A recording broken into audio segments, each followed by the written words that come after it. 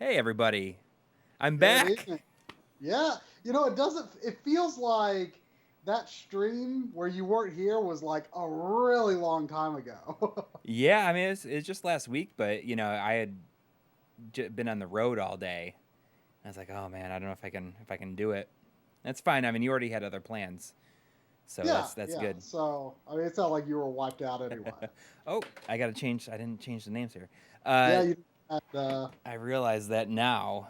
Uh, Tonight we are joined by Rene Richard of DB Electronics, who's joining us all the way from Ontario, Canada. Correct? That's right. Hi, everyone. Thank you for joining us. I was thinking about how I feel like we've had the entire retro roundtable on, besides you, up until this point. Yeah, I'm the last guy. The um, sloppy seconds. But and we're definitely looking forward to showing off some of your equipment, like especially like when we do like our PC Engine episode. Uh-huh. yeah, yeah, we've had that stuff actually for a while now. Yeah. All right. Didn't I send you that at the same time as I sent you the FM power base? I think so, right? Yeah, yeah. That sounds. Yeah. I'm pretty sure you sent them both to me, or you sent them both to Try. I think because he had the he didn't have a master system at the time. Right. And Right. then you gave me the graphics booster because Yep. I I've got had the TurboGrafx 16 then. I've got the shell for the Power Base Mini, and I mean it's great. I Excellent. mean that's really my only feasible way of playing Masters. I did like dig a $8 Master System out of a bin. It's actually in really good shape. Um, Several months ago, but I don't have it hooked up yet. I'm going once I rearrange a few more things in my setup. I'm going to hook it up, but I think I'm still going to play it on the Genesis because I mean, I'm just going to have it hooked up for the novelty and just in case I need to capture from a real Master System. But I'm going to get better quality out of my Genesis. Yeah, that's right. I But also find it's just easier to play the Master System on the Genesis.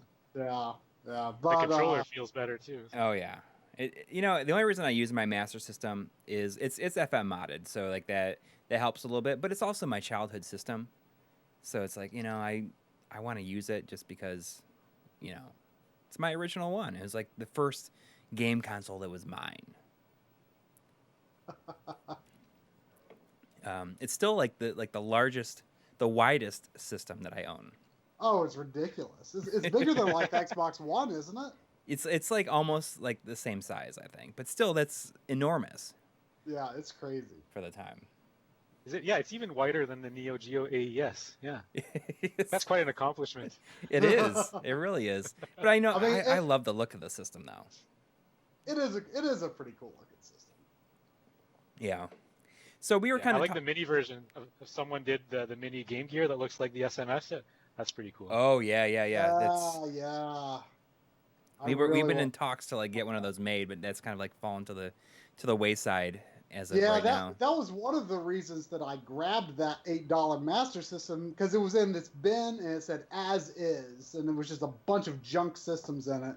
But the thing was, the Master System actually had like the laminate like over the shiny part still on, so it was actually, once I got the whole thing scrubbed up, it was in, they could have sold it for full price, and but I grabbed it thinking, oh, this probably isn't going to work very well. Maybe this can like serve as the basis for a consoleized Game Gear. But when I powered it on and it worked just fine, I'm like, well, I can't cannibalize this now. Yeah. Yeah, I mean I love the system. But we had been talking about, what do we play tonight? Like do we want to play something that like relates to Renee's products? Mhm. So we were like, oh, Master System, and then he's like, I don't really like any Master System games. Like that's like the joke is he's like, like I make this stuff, but I'm not like a huge fan of the systems that I make stuff for. I hope you don't mind Yeah, me saying that. Is that all right?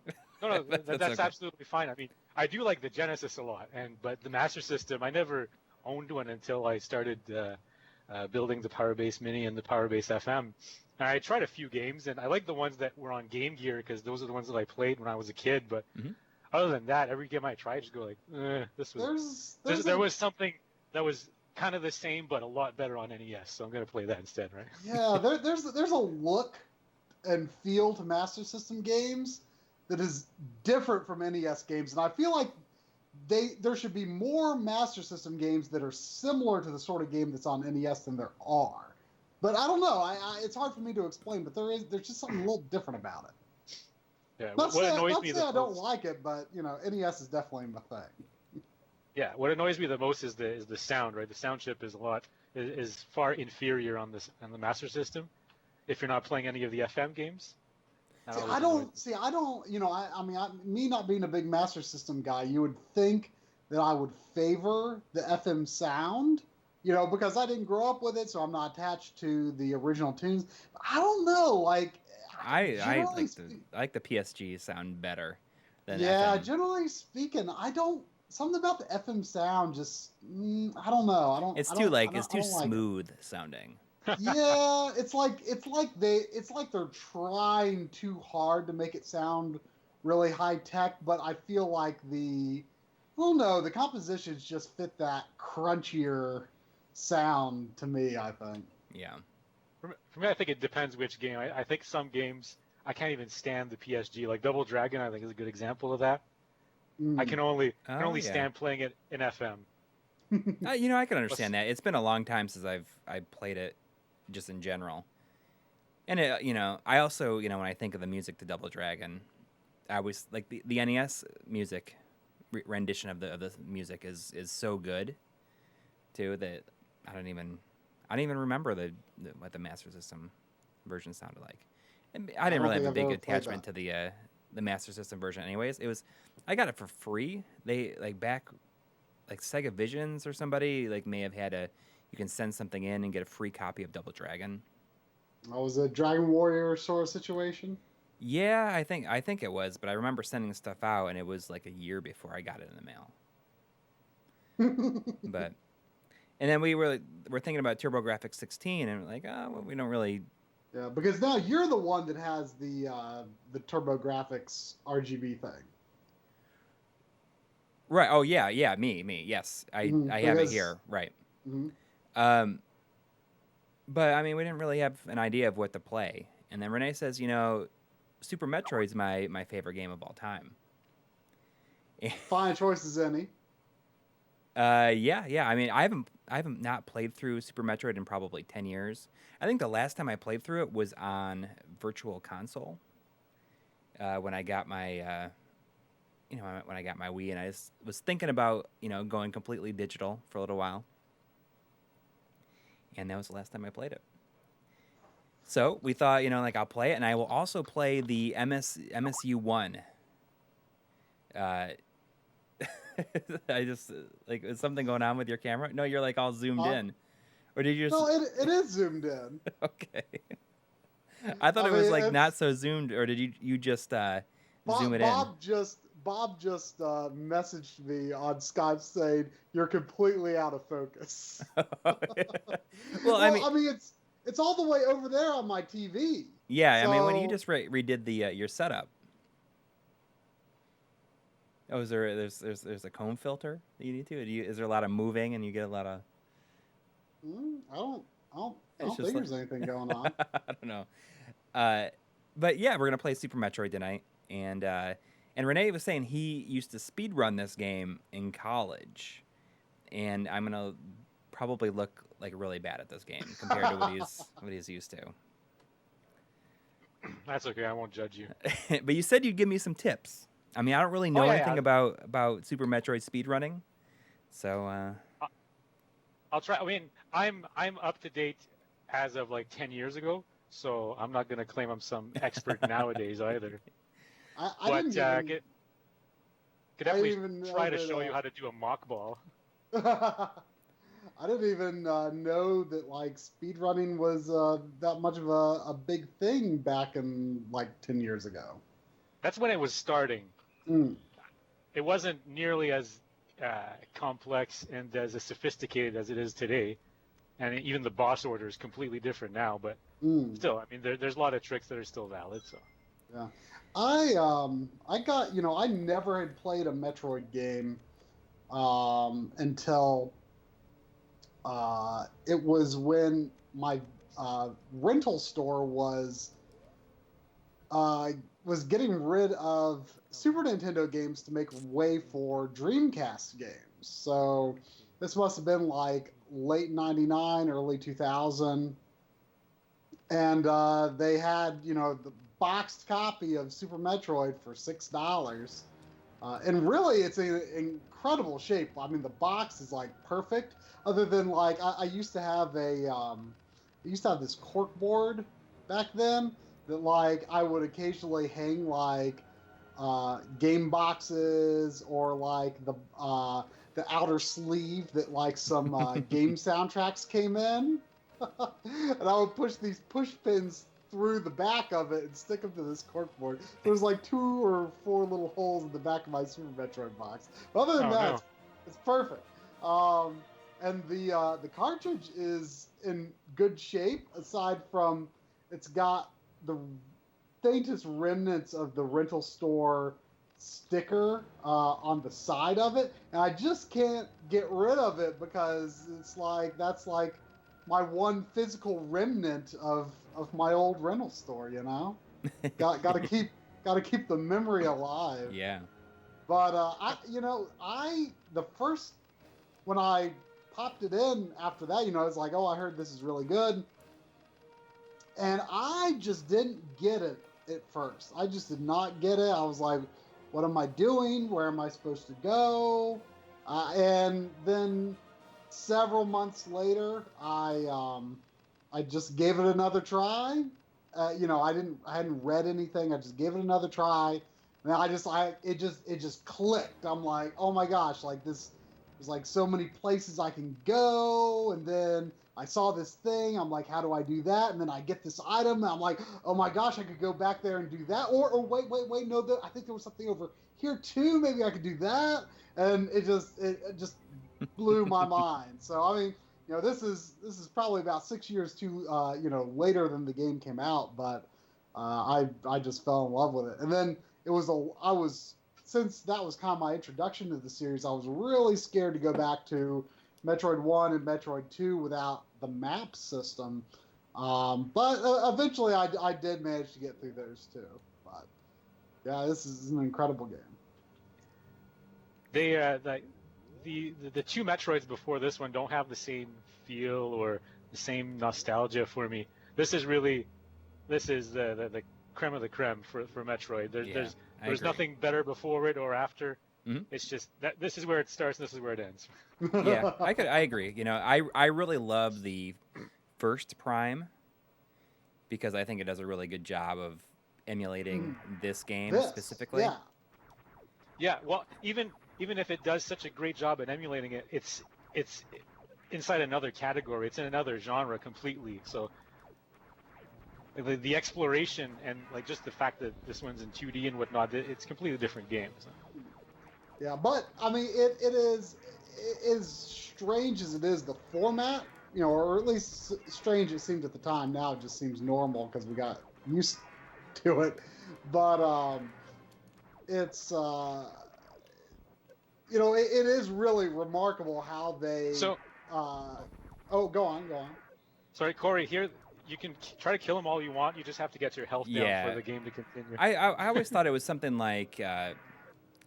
Isn't it Mega Man X where you can also beat them and then there's no way to avoid? When at the first stage of Mega Man X, I thought you could always kind of beat Vile. I'm not sure if you can actually beat Kraid here, but yeah, once your health goes below 30, that's when he just flies away. So okay. The fastest way to do it is you just get hit by the tail. It only takes like 3 or 4 hits, then you get out of there right away. Yeah, I thought you could beat it too, but I couldn't remember if there's like a benefit to it or. Right. It has nothing to do with save or kill the animals, so maybe there is no benefit. So Rene, did you go to school and everything for electronic engineering, and so DB Electronics is kind of it's more of a hobby for you. Oh yeah, side project. I do that on my free time when I have time. Mm-hmm. So I know Bob from Retro RGB likes to complain a lot that I don't have stock, but hey Bob, you're in the chat. But I do it when I can as like a fun leisure hobby. Sure, I make a few bucks along the side too, but the main goal is just to have fun. So. Well, it always seems like you have some cool stuff in the works. I mean, you're just doing that modless TurboGrafx 16 region. What is it called? Like the Henshin? Yeah, PC Henshin. That's it. I'm told Henshin means transform in Japanese, so it would. Oh yeah, that makes sense. I mean, yeah. My experience. Yeah, Henshin a go. I always think of Beautiful Joe. Yes, so the Henshin transforms your games to a different region. That's cool. I mean, I think there's a lot of interest in something like that, especially I always talk about like my mod that I had before Voltar fixed it all up. My region mod, it was kind of a big mess. But this is a good way for people, because there's people out there that, they don't want to, mod their system.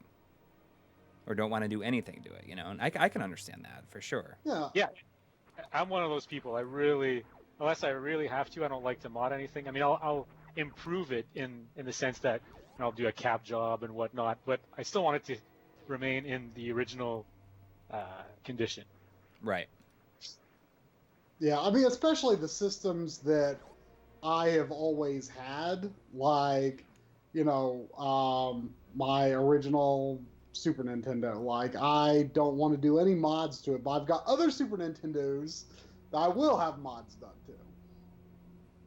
Or really, specifically, I guess just one, like my Mini. Like, it's like that system I can have mods to, but my childhood non-one chip, and then I've also got a one chip, and I'm like, I kind of want to keep that one as is too. Yeah, I'm the same way. The ones that I had in the childhood, they're going to stay like that, and even if they have jail bars or whatnot, I'm going to live through that. Yeah. My N64 is kind of a special case because I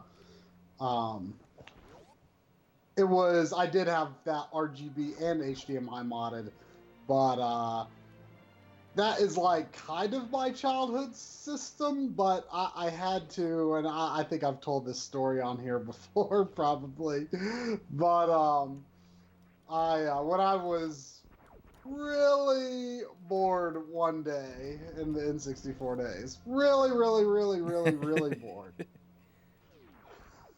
Like, so bored that I would do something super stupid.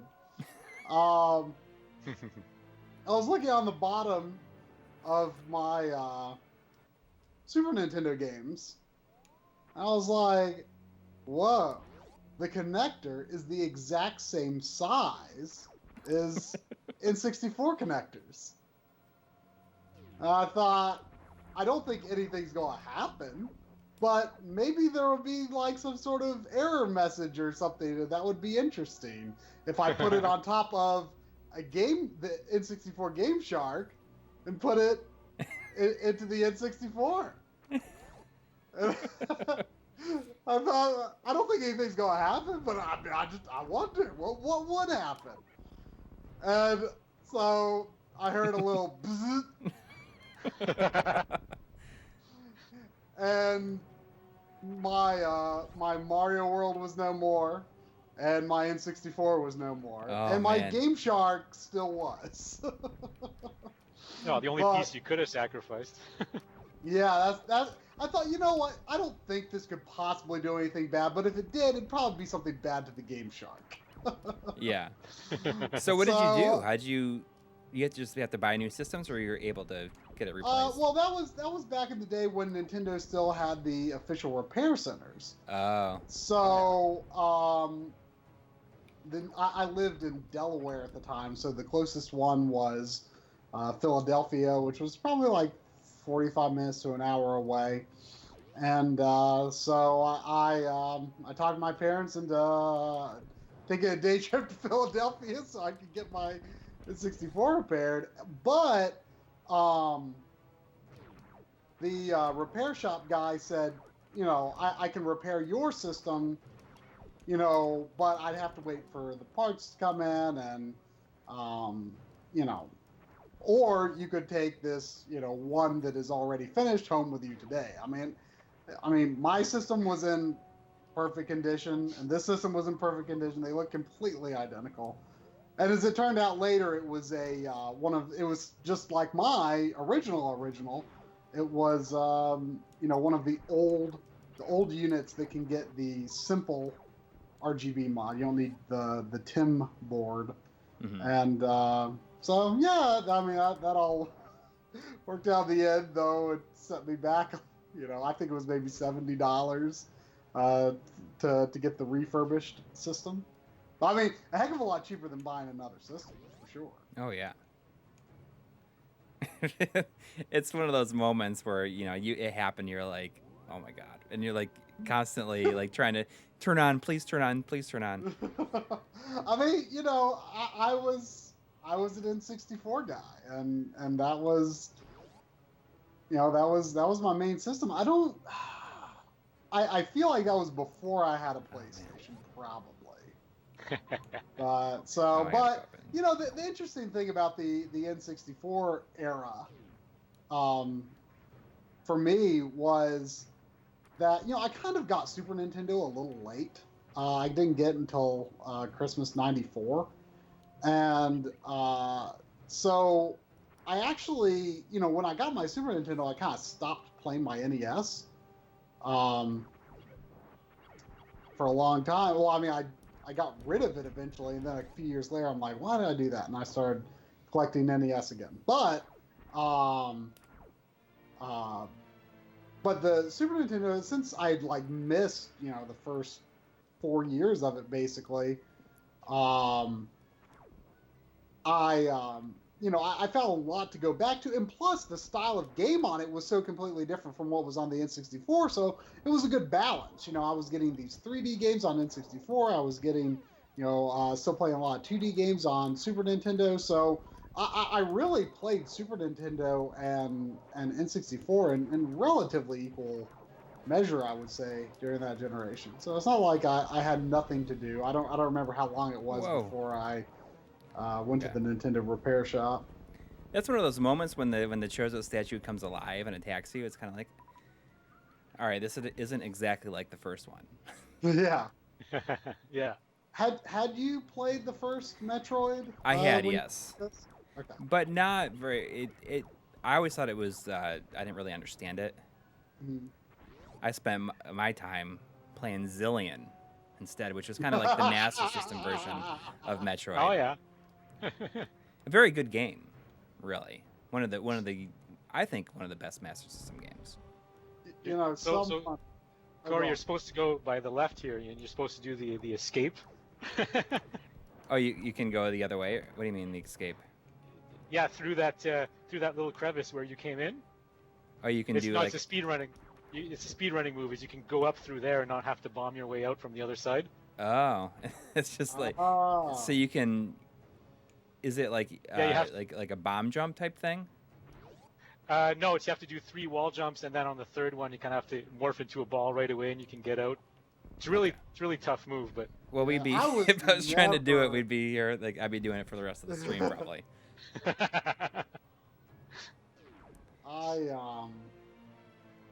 It's funny you should talk about the N64 and that generation, because I was a big Nintendo kid back then, and when the N64 was about to come out, I was salivating on all the Nintendo Power issues, you know, a couple of months in advance, and they were giving all these screenshots and whatnot. Mm-hmm. They didn't have the internet back then. Well, we didn't have it anyway, so this Nintendo Power is my only source of information for the N64. Mm-hmm. And then it finally came out, and there was only 2 games for it, right? There was the Pilot Wings and Super Mario 64. Here, anyways.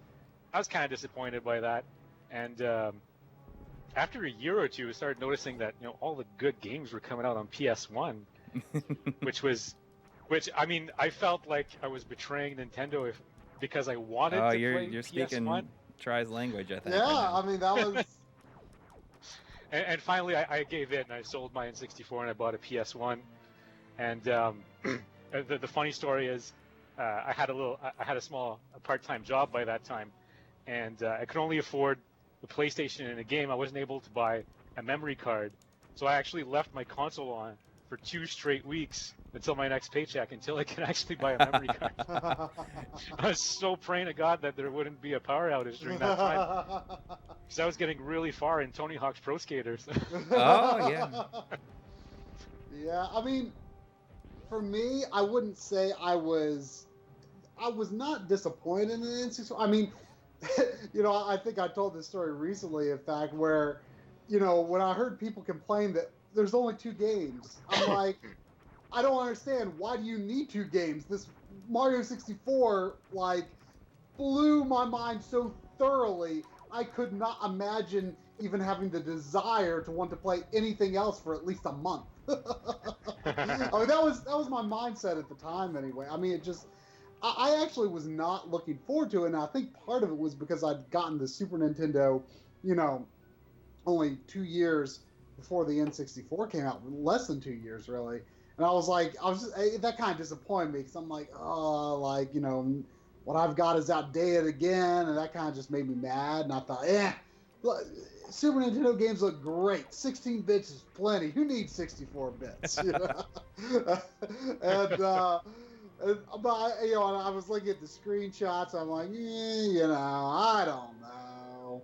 But then I played Kirby the day that Kirby Superstar came out, which was just before the N64 came out.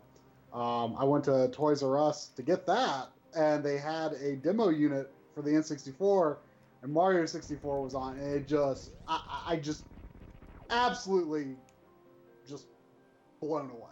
I mean, to this day, that game is basically perfect to me. I mean, there are certain people who say like, oh, Mario 64 hasn't aged very well. It's like I cannot get my mind in a state where I can even begin to appreciate or accept that as a valid point of view. I mean, it's not like I disagree, but I see where you're coming from. No, I disagree, and I do not see where you're coming from. Mario 64 is perfect. But anyway, I mean, but I'm kind of guilty of that myself. I mean, I didn't play Mario 64 heavily until many years after it came out. So I've never had any attachment to it. I was just like, I don't think it's very good. I was one of those kids that was waiting at the Walmart September 30th or 29th, I forget the exact date, 1996. Bought it on release day, and that school day was the longest damn school day I ever experienced. When I got home, I played it till 3 a.m. And within 4 or 5 days, I had the 120 stars, and I beat the game 100%. And I don't know if you remember, but back in those days, Nintendo Power had these contests where you had to snap a picture of your console and the screen to show what your progress was. And I snapped the 120 stars and whatnot with something that was showing the date in advance, just in case they would try to make a contest that who got 120 stars first in Mario 64. Yeah, I mean, but I wouldn't say I was okay at that time with the pace of game that was releases that were coming out. I was I was huge into Rare at the time, and Nintendo, of course. I mean, and Nintendo and Rare just kept putting out good games, and there's a few more interesting third-party games on N64 than people give it credit for. But I was not into RPGs until later that generation, and I kind of started exploring it on Super Nintendo first. A friend was really trying to talk me into Chrono Trigger, which was already pretty expensive. That was a lot of money. Try if we ever do a marathon, if for a fundraising marathon or anything like that, mm-hmm. I think we should play through the entire Chrono Trigger. That would be great. Yeah. That'd be great. I mean, it's not even a long game. I mean, we could do it in 24 hours easy. We could probably complete it in 24 hours. Well, I don't know if I complete it, but I mean, Yeah, I mean, it's been a while since I played through the whole thing, but I'm pretty sure we could do that. Yeah, that'd be fantastic. But my friend was trying to talk me into Chrono Trigger, trying Chrono Trigger. He didn't live near me anymore, so I couldn't exactly try his copy. But he was like, you really gotta know you don't like RPGs, but you're going really. I liked Mario RPG, but I thought that like that was all I was going to like, and just because it was Mario. But I tried Final Fantasy VII on a friend's PlayStation. I'm like, okay, if I like this, then I'll take a chance on this, Chrono Trigger game. And I was like, okay, I think I can get into this Final Fantasy VII. So I got Chrono Trigger, and I sort of started exploring RPGs on the Super Nintendo. And then, which was really good because, at the time I was able to go to, the used game store and get most of the Super Nintendo RPGs for like $20 to $30, right?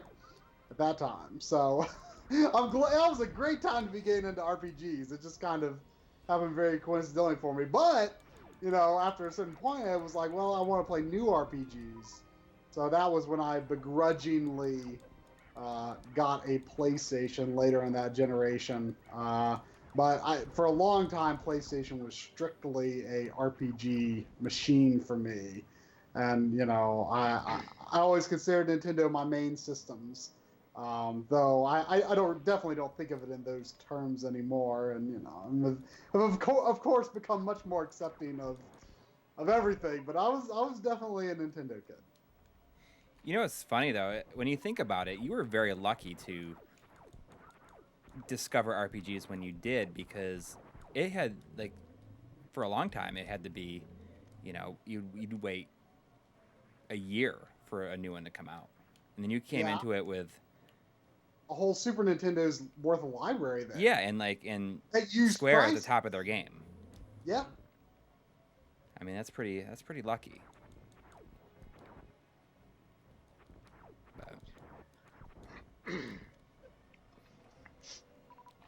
I'm getting to feel like Try and I have the almost identical tastes in video games. It's possible. He's saying I was never an RPG guy. Hey, that's me.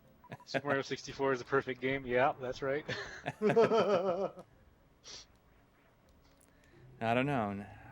I mean, seriously, there just is like no 3D game that like gives you acrobatic skills like that. Like, I mean, you might think of something like Prince of Persia, or that was pretty big at the time. It was like, oh my gosh, it's just got so many. I remember the big thing about it's got so many graphics. Sands of Time, yeah, so many graphics. The big thing that like the game news sites were talking about when that game came out was like it had like the Prince had like more frames or more like animations than like any game character ever, and like he seamlessly cycled through all those.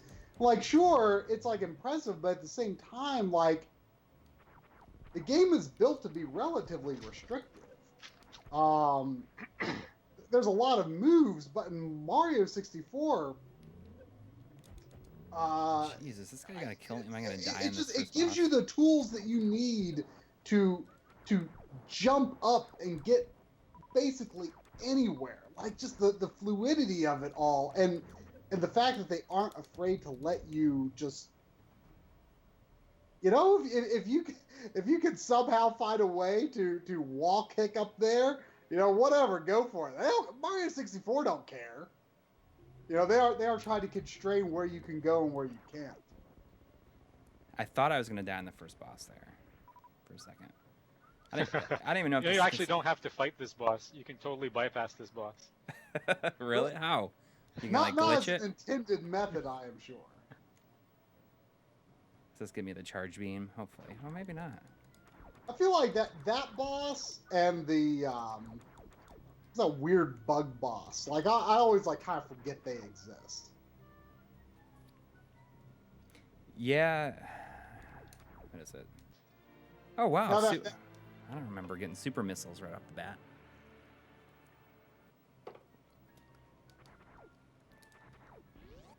been a while. I got this day the day it came out. It was a review in EGM that convinced me to do it, to get it. What did I play that was kind of like it? There's something I played that was kind of like it. I thought, oh, that sounds like it could be fun. I don't remember what it was. There was, speaking of Zillion, there was a question recently that was, what is the game at, this timestamp, which we get those a lot. Yeah. Was the music for Zillion 2? It was the music for Zillion 2, and I was like, I was about to answer, I'm like, wait, I need to look up and check if this is Zillion or Zillion 2, and it was Zillion 2. That was when I discovered, somehow, through looking up other stuff related to it, because it struck me at the time, I guess. I didn't realize that Zillion was an anime. Yeah, and like I said, the gun, the Sega Light Phaser was like based on it, or it was like there's some like deal that they had to make it look like the gun from Zillion. Like the actual gun is called the Zillion. I thought it was just called the Sega Light Phaser. Well, yeah, I mean it is. In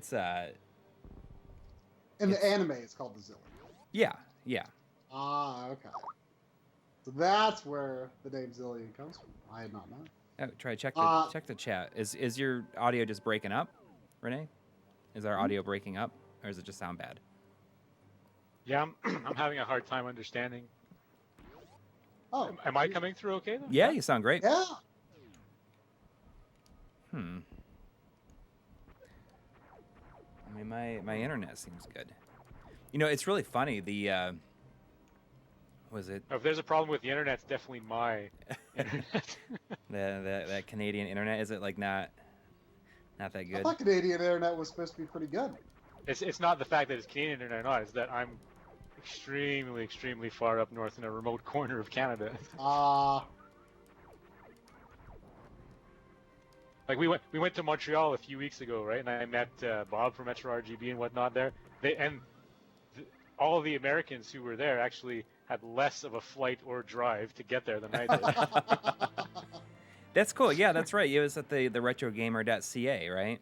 We met those guys at G Anime, and they're the ones that actually told me that to get in touch with you. Yeah, that was like almost a year ago now. Yeah. That was like it was a year in January actually. Yeah, year and a half. Yeah, they were really cool guys. Jeremy's a really great guy. Yeah. And Jeremy, like you said, is the one that did the MSU1 version that we're playing right now. Not Jeremy, but another guy involved on Retro Gamer, Mikael. Oh, Mikael yeah. Yeah, he's the one that does all the MSU hacks, the Mega Mans and Chrono Trigger and this one that you're playing. He was there too, and I know it was one of them that. Yeah, he works for Tribute Games. He used to work for Ubisoft. So he's a programmer by trade. Oh, Tribute is the one that just did like they did Flint Hook, right? Did they do? I'm pretty sure it is Flint Hook that I just got from Limited Run. I know Limited Run's done some things with them. I did not realize. I can't remember which games, but yeah, I had no idea that he worked on games. Yeah. It's awesome. Me either. I gotta figure out how to get out of here. There's the missile. For some reason, I wasted all my super missiles on the orange door. I forgot that. I think it's the green door is the one that they use. What is orange? Isn't super bombs? Is it? It is, yeah. Oh, okay. Yeah, I still think one of the coolest moments in this game is using the super bomb to blast the tube, like over Meridia, I think. Oh yeah. That took me forever. That's something like I found out on my own. Yeah, I mean I did too. That's just like it's like kind of like outside the normal way that this game works. Like you kind of become accustomed to, you can destroy this or you can destroy that. Right. And that's kind of just like an unusual one-off thing. Yeah, but it's the greatest feeling when you figured it out. It's just kind of this aha moment. I actually think they might spoil that in the demo if you watch long enough. Yeah, that makes sense. Rene, you're gonna call back from a different computer. Is that what you said you're gonna do? Yeah, I'm gonna quickly switch over to a different machine. I think that's why I'm having audio problems here. Okay. Should be like 2 minutes. Okay. All right, be right back. Okay. When we have a minute, we should maybe talk about the status of the the status of the channel. There is a chance that Night Trap is going to release this week. Did you get the new footage you needed? I don't have the new unit, but it should be like hopefully tomorrow. I should be getting it. Right. And hopefully, there's a potential deal that might occur. I don't want to say it. I can't say it. Well, so we don't know for sure, Yeah. but there's a really good chance. But we're not just like sitting on it. We're not, I think we said it in the terms of the last video, but like I have a bunch of Saturns sitting over here that I've been messing around with. Not too much yet. I'm kind of waiting on some different cables from different people. But I have 4 different Saturns sitting on my entertainment center, and I just got a Victor Saturn in the mail yesterday, and I probably tomorrow, or not tomorrow since it's a holiday, but probably on Tuesday I will have a skeleton Saturn. The only Saturn we're not going to be able to show as of right now, unless someone has one and wants to lend us one, is a high Saturn, the Hitachi Saturn. So how many Saturns are being loaned right now? Okay, so get this. I have how many Saturns are being loaned? I have a Japanese Model 1 that I'm borrowing from Arcade Legacy, which is based here in Cincinnati. I have a Victor Saturn from Drew, who goes by This Old Console on Twitter. Who's actually moving, like, like really close to me in the next like month or something like that. He said, just hang on to this for now. You can just give it to me, like when I move up there. It's so crazy how many people Cincinnati has turned out to be for you like the best place to live. Oh my gosh, like gaming community. I think we talked about it the other day. The way that this Night Trap thing has kind of worked out, that like all the levels that I had to go through to happen is almost like winning the lottery. Hey guys. Hey, there he is. Oh, you're. Yeah, there's the old view that we're used to from the I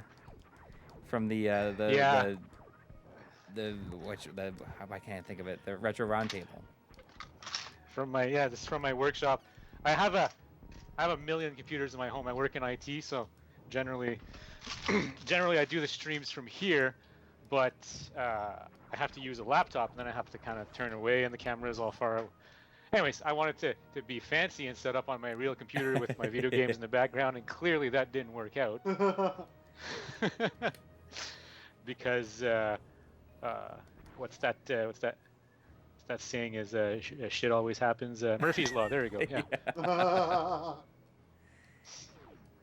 Yeah. We were just talking about this Night Trap documentary that we did that is hopefully going to be launching this week. No promises, but we hope.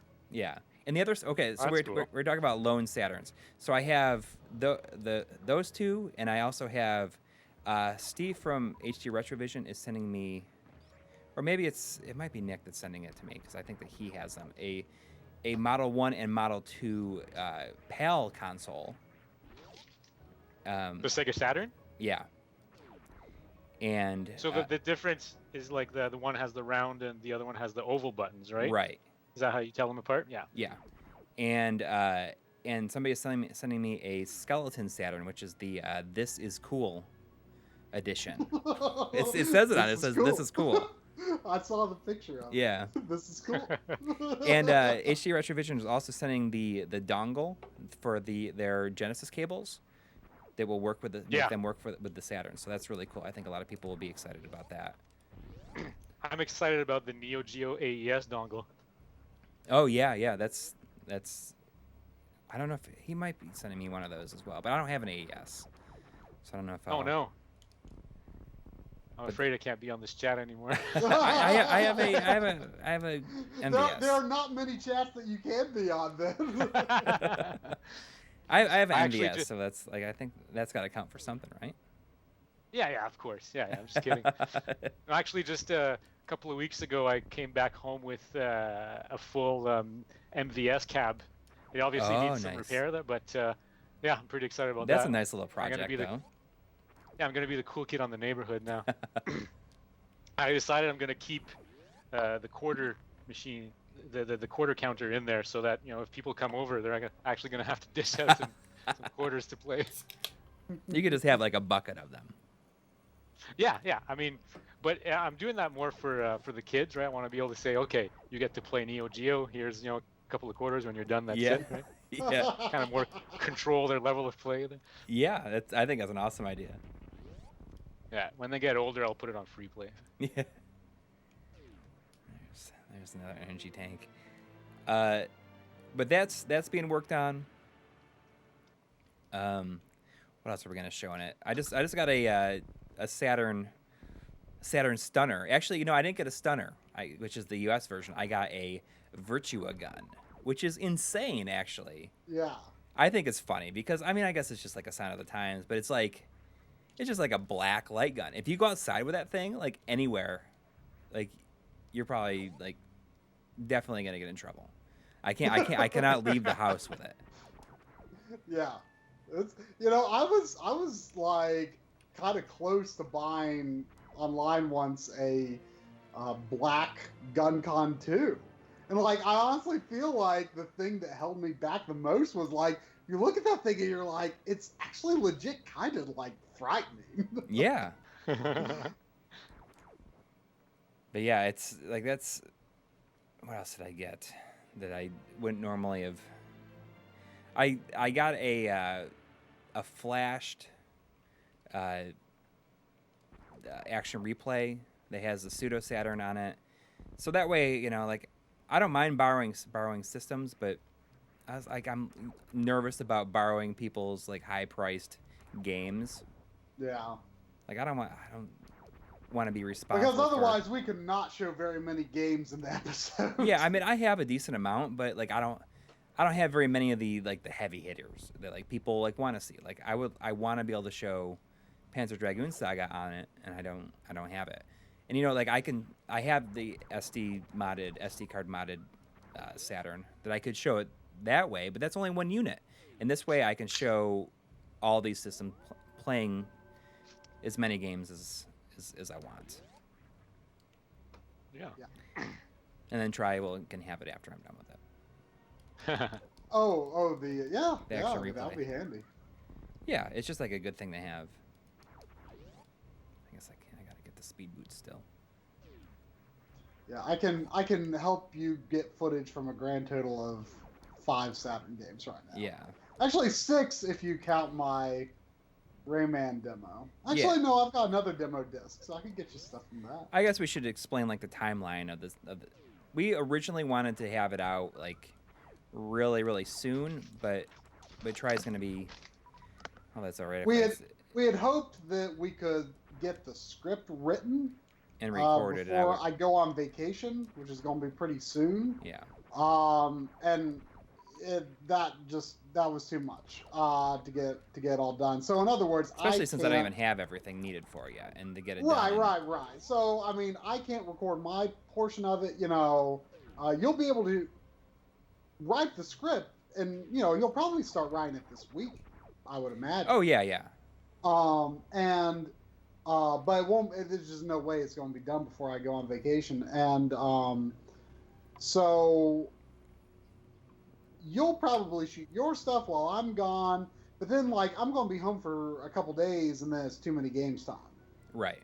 And so you're planning to bring to Too Many Games just some sample of whatever you've gotten done on the Saturn. Yeah, I mean, if you are familiar, like if you're going to be at Too Many Games, well, I'll show you what we have, or at least a decent amount of it.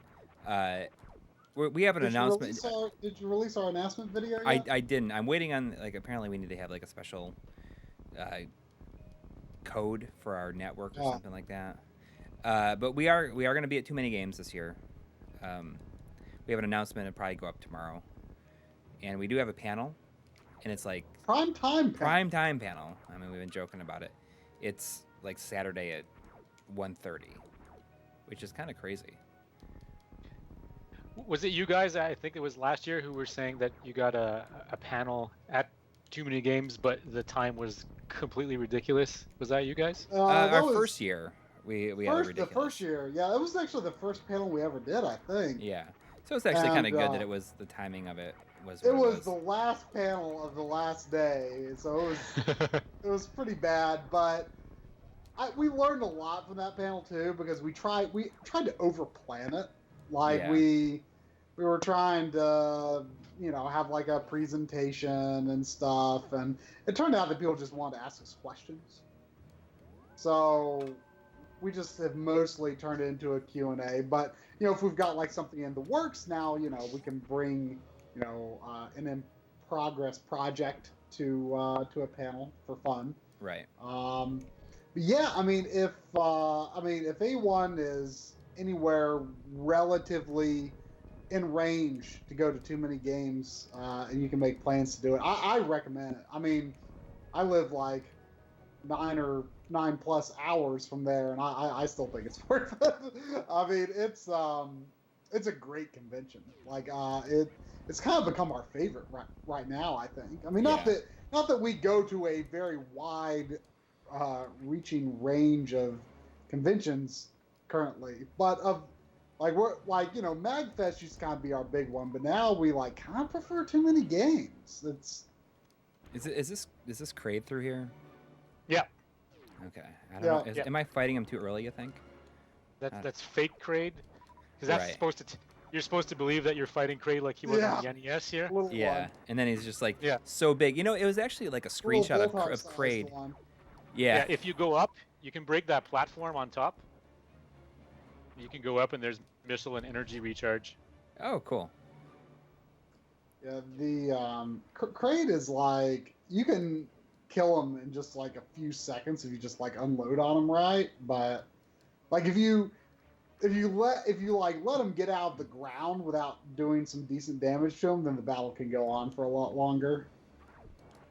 So it's only 3. It's really tough timing to get those 4 super missiles on his mouth right at the beginning. I've actually that's one of the moves I've never been able to do. I keep trying it every time, but I don't know. I'd have to use save states, but I always practice on the real hardware, right? So. Yeah, I never did anything crazy fighting Crade, but I definitely got him down fairly quick. I gotta shoot the super missiles in his mouth, right? Yeah, but there has to be one specific spot that you're standing on, or else the missiles take too long to reach him. People actually go into a morph ball when he's coming out of the ground, because apparently there's less lag, because there's less for the SNES to render. Yeah, they have everything down to a complete science there for every single millisecond that they can save. Or every single frame that they can save, I should say, I guess. So the first shot opens his mouth, and then the next shot you have to get it in his mouth. So that's the only time you can do damage, is when his mouth is open. Alright.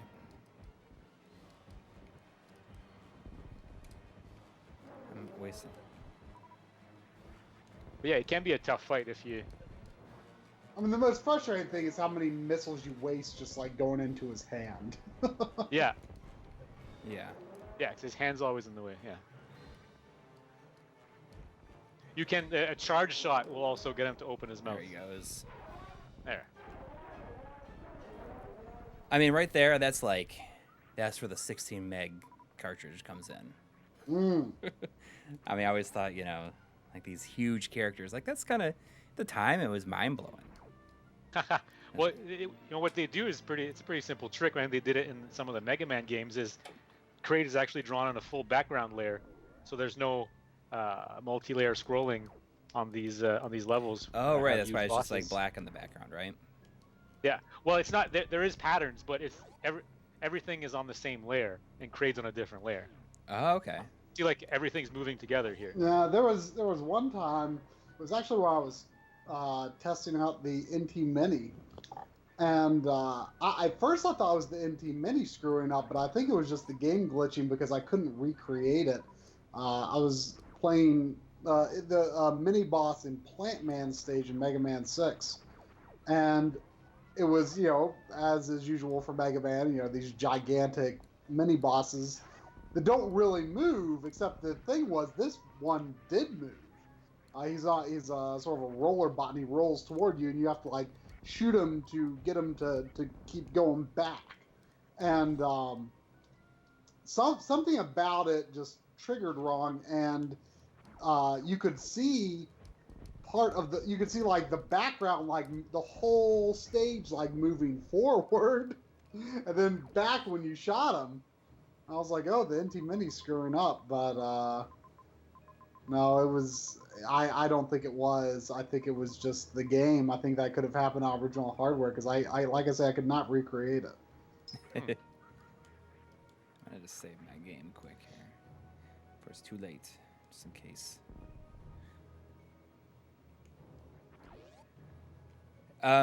So I watched a part of your panel, like specifically, like I want to talk to you a little bit about, or have you talk about that, like the mini dumper thing that you have, Okay, yeah, sure. Oh yeah, I'm interested in that too.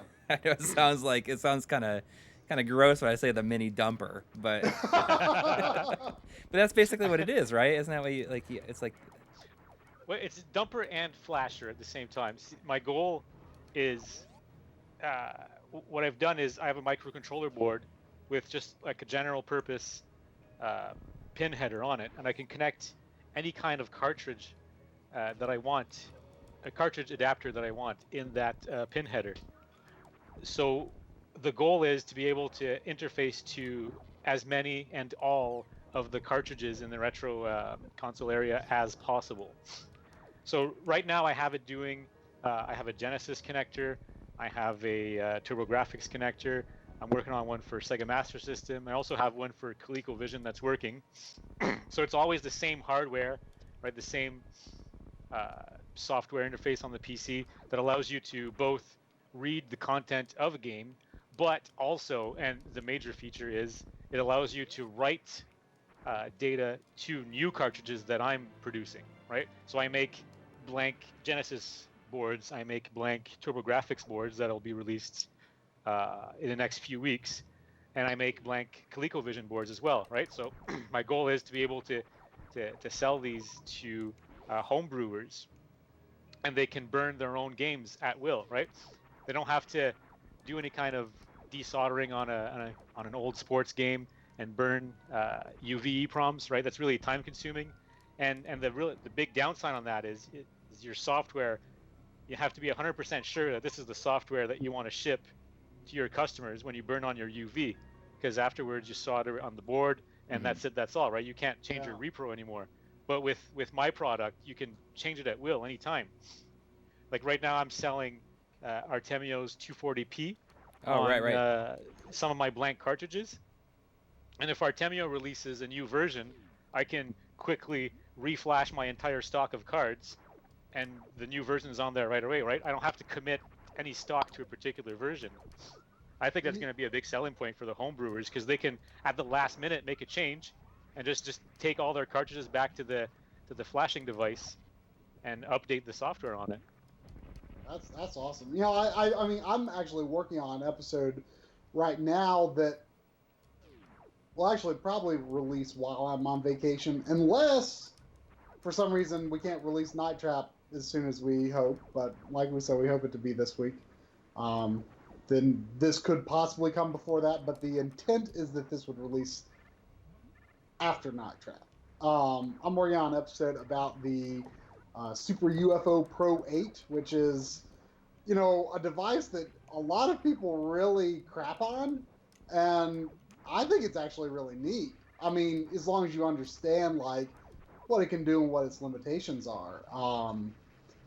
It was originally kind of going to be like a part of a multiple flashcart episode that was going to be like multiple EverDrive alternatives is what we were going to call it, but now I'm making this like 22-minute episode just about this one flashcard.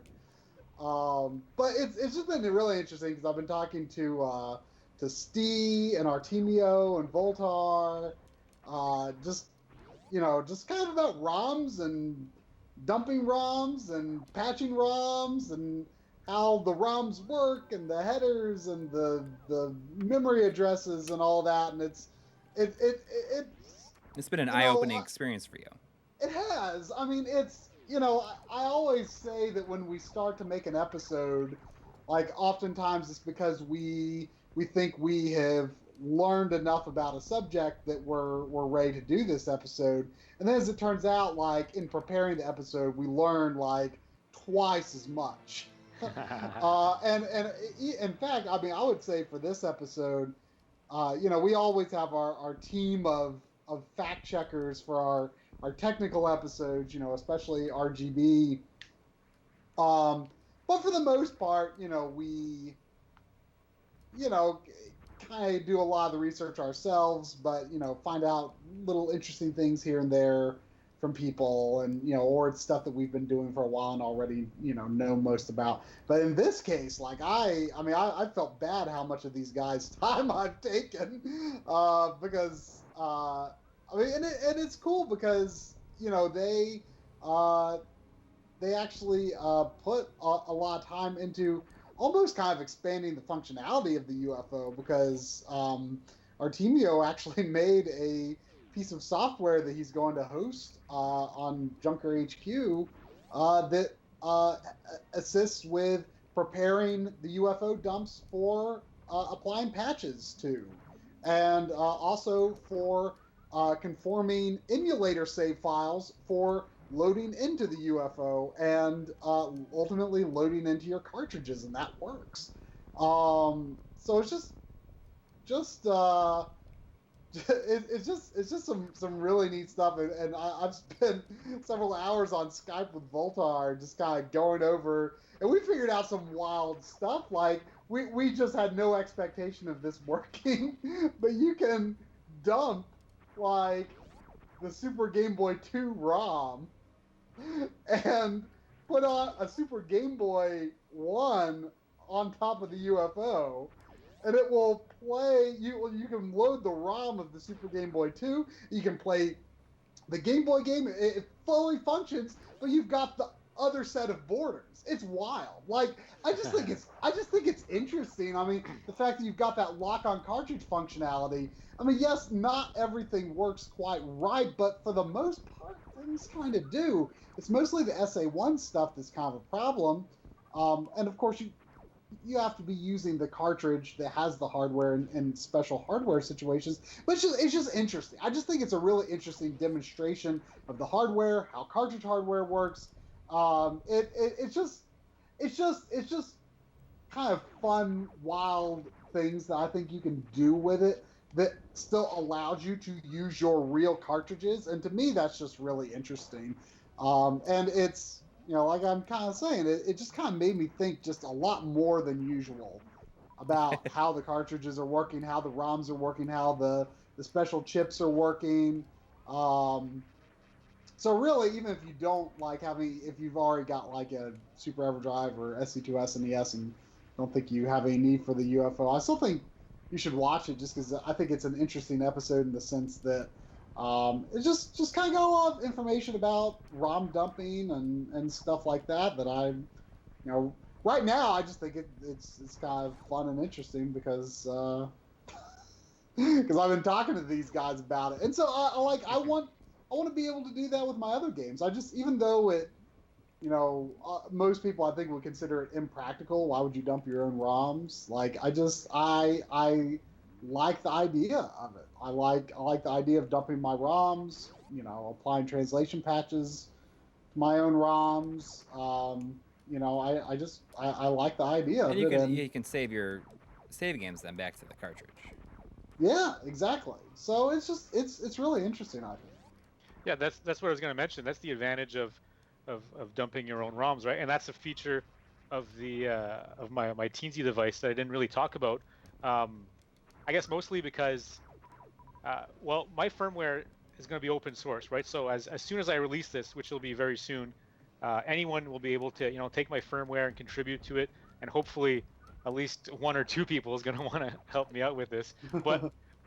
But the hardware will be fully capable of reading all the save files in any cartridge and reapplying them to your cartridge as well, right? So you'd be able to take like an old NES game that you have with the battery, and you're worried about the battery, so you could take the NES game, put it in my device, back up your saves, then change your battery, and then reapply the saves in it again. Yeah, I mean that's big to me. Like one of the reasons, like I think it was you're talking about like how it's possible, you think it might be possible to take virtual console saves and maybe write them to a cartridge. I think it is possible, but it's just I was talking to Voltar about it, and it would take some time and preparation to identify the right tools that would. I think the tools exist, but it will take some time to figure out what the workflow would be for someone like me who is not going to be going in and into a hex editor and manually editing my files like Voltar might. Get someone like me to be able to successfully do that process, but we think it could be done. It would just take more preparation than we're really looking to do right now. But I think that's the thing about all these episodes. If you can make this process to where it's dumbed down to my level, then we're ready to present. It's definitely possible to do that save transfer from emulator to real hardware pretty easily. I'm not familiar at all with the virtual console file format, but if you can get the data out, it's just a matter of, like you said, finding how it's organized in a hex editor. And luckily there are people like me out there and Voltar who are going to be happy to tackle this problem and solve it. Yeah, that's extremely of interest to me, because there was a point where I was playing a lot of virtual console stuff, and I wish that I played through like Super Mario RPG that way, and like many other games, and like those saves are on my SD card for that now, and I would love to put them on my real cartridge that I've gotten since then. So that's something that is really of interest to me. Yeah, so I am very interested in the concept behind this ROM dumper product. Yeah, and the goal, like I said, the goal is to get it out in people's hands and get people to write their own software for it as well. Yeah, I mean, especially once the firmware gets pretty mature, or at least somewhat mature. I think that then I think we'd be all about making a video on it. Yeah, that's my only reason for withholding the release a bit longer is I just want a certain level of features to be available in like a base package that people can take. Right, because I don't want someone to buy this and have to wait for a particular feature. Right, it should be, featureful enough to at least write games and same files and whatnot before I bring it out in the wild. But afterwards, even if just a couple of people write custom stuff for it. I mean, if somebody writes a GUI for it, that'd be amazing too, right? I mean, obviously, I'm no software engineer, so what I'm doing is just a command line interface for it, but surely at some point I hope somebody will be frustrated enough with my command line that they'll write a GUI for it. Hang on 1 second. I want to make sure that there's not like a big thunderstorm rolling in right now. Hang on. Voltar is asking if it will be able to dump SA1 chip games. Well, Voltar, if you had come to Montreal, I could have asked that question in person. I know some of the SNES games have restrictions on dumping the memory linearly, so I'd have to look into that. I'm not sure if that's one of them. Voltar was when he was, trying to help me figure out some of the Super UFO stuff. He attempted dumping his Super Mario RPG, and in parts of the game dump, or what was supposed to be the game dump, he looked at the dump in his hex editor, and he saw pieces of his save file in there. So it doesn't know, the UFO at least doesn't know what it has to do to. Yeah. It doesn't know if it's accessing what parts of the memory it's even accessing. Yeah, all the Nintendo consoles, well, the older ones anyway, deal with memory in a really strange way. It's not nice and straightforward linear memory like the Sega consoles. I actually remember reading at some point, and I can't recall which game it is, but some SNES games, if you try to read the memory linearly, like from address 0 incrementing all the way up to the end of the ROM, it's not actually going to give you the right stuff, because the game knows that it's not supposed to be read linearly. So if this is happening, someone's clearly trying to dump the ROM. So, and I'm gonna have to research this a bit more, but I'm really curious to find out where I read this. It was a couple of years ago, but I wouldn't be surprised that Nintendo would have implemented some copy protection like that. Yeah.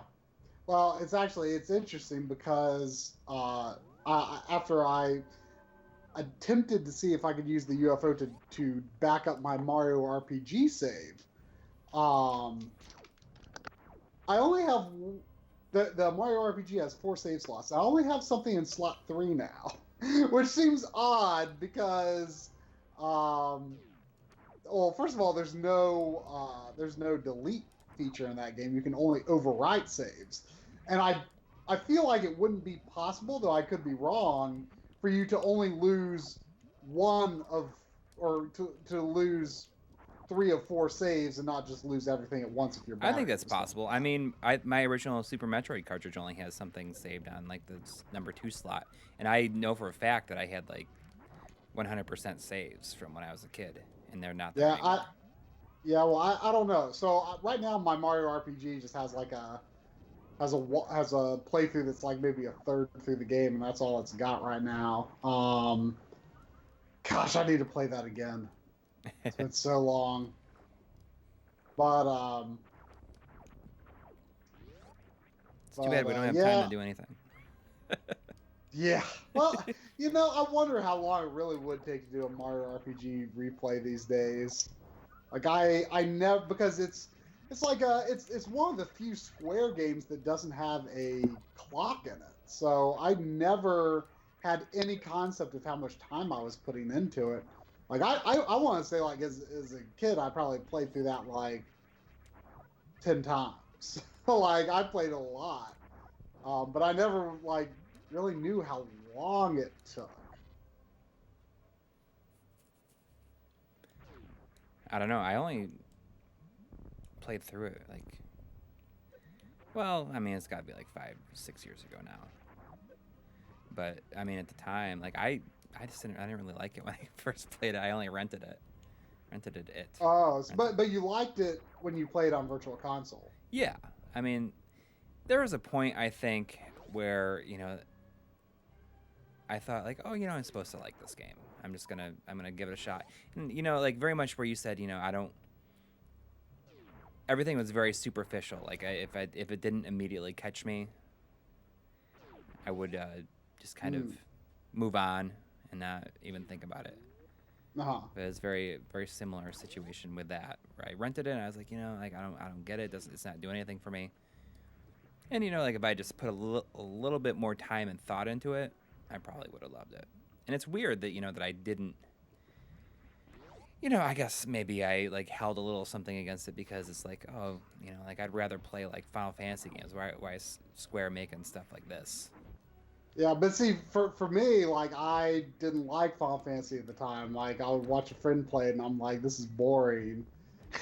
I don't like Final Fantasy either. Yes. I mean, I like it now. I love it now. I'm a huge Final Fantasy fanboy now. But I didn't at the time. And I remember when I was, I had no idea what RPG meant, and I asked my friend who liked Final Fantasy. I said, what the heck does the RPG and Mario RPG mean? This was when it was, still in magazines. This is before it came out. He said, I think that means it's like Final Fantasy. And I'm like, well, dang it. And so I was like, but it's freaking Mario, and it's got like it's got the pre-rendered. I was and still am a huge Donkey Kong Country fan, and it's like it's got the Donkey Kong Country pre-rendered graphic style, and it's a Mario game, and I just it looks awesome, but I don't like Final Fantasy, and so I'm like, I rented it, like I didn't buy it because I'm like I gotta be sure I'm gonna like this, so I rented it first, and it was a little challenging for me to figure out at first because just the whole RPG thing was very foreign to me. But I came to love it, and it was hard to get a copy at the time. It was an expensive game. It was like $70, but Best Buy had it for like $50. But like I had to get a rain check for it because they didn't have it in stock.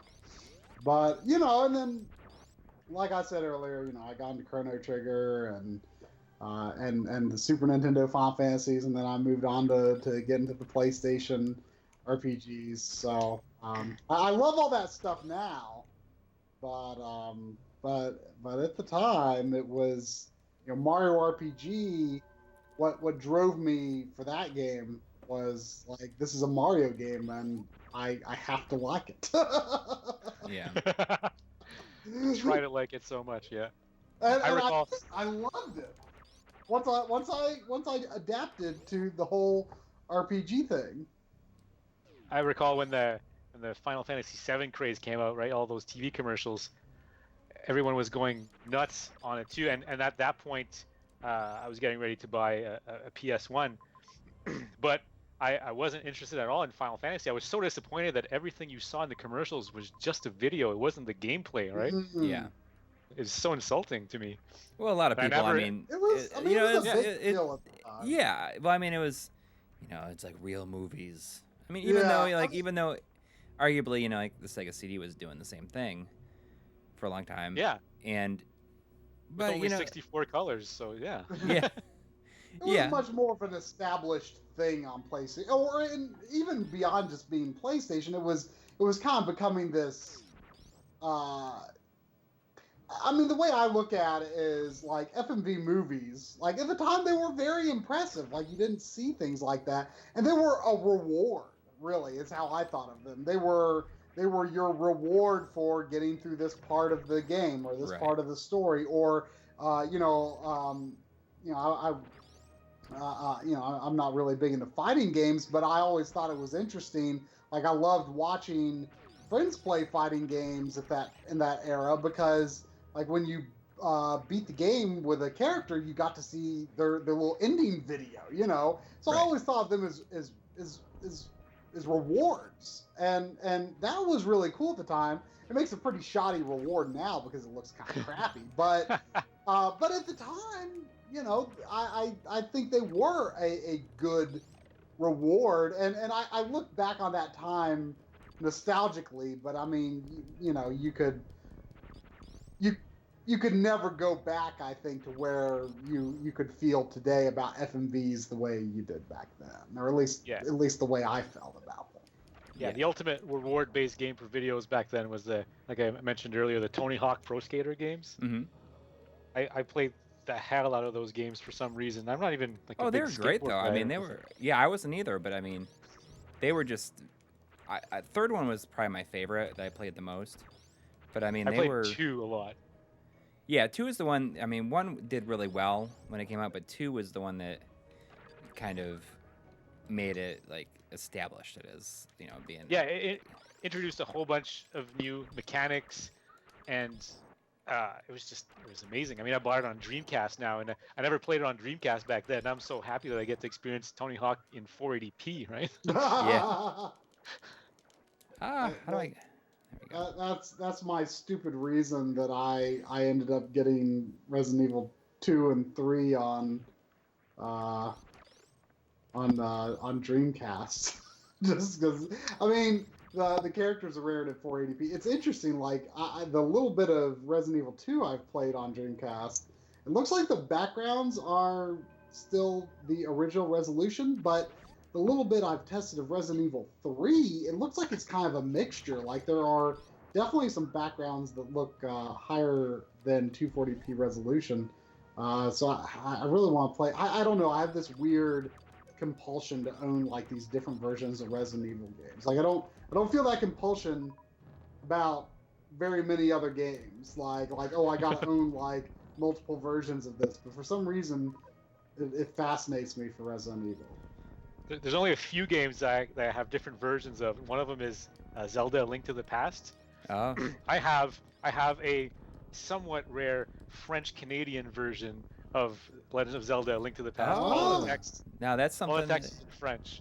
Yeah, it's. I mean, I am French maternally, and I mean my workplace is in French, and my friends and family and whatnot. But I can't stand to play the game in French. It's just kind of a nostalgia piece on the shelf, right? It's there, and I don't play it. It's like, yeah, I got it in French, but I'll play the English version. Mm-hmm. Yeah, when we were at G Anime in Gatineau, we were invited there, and the organizer gave us each a copy of Kirby's Adventure in French. At first, we're handed these NES cards, and it's like, Corey's like, oh. Well, I don't have Kirby's Adventure, and I'm thinking, well, I do. And then he explains to us, he says, this is the French-Canadian version, which is the only NES game that got a French release in Canada. And I'm like, whoa, okay, this is actually really cool. Yeah.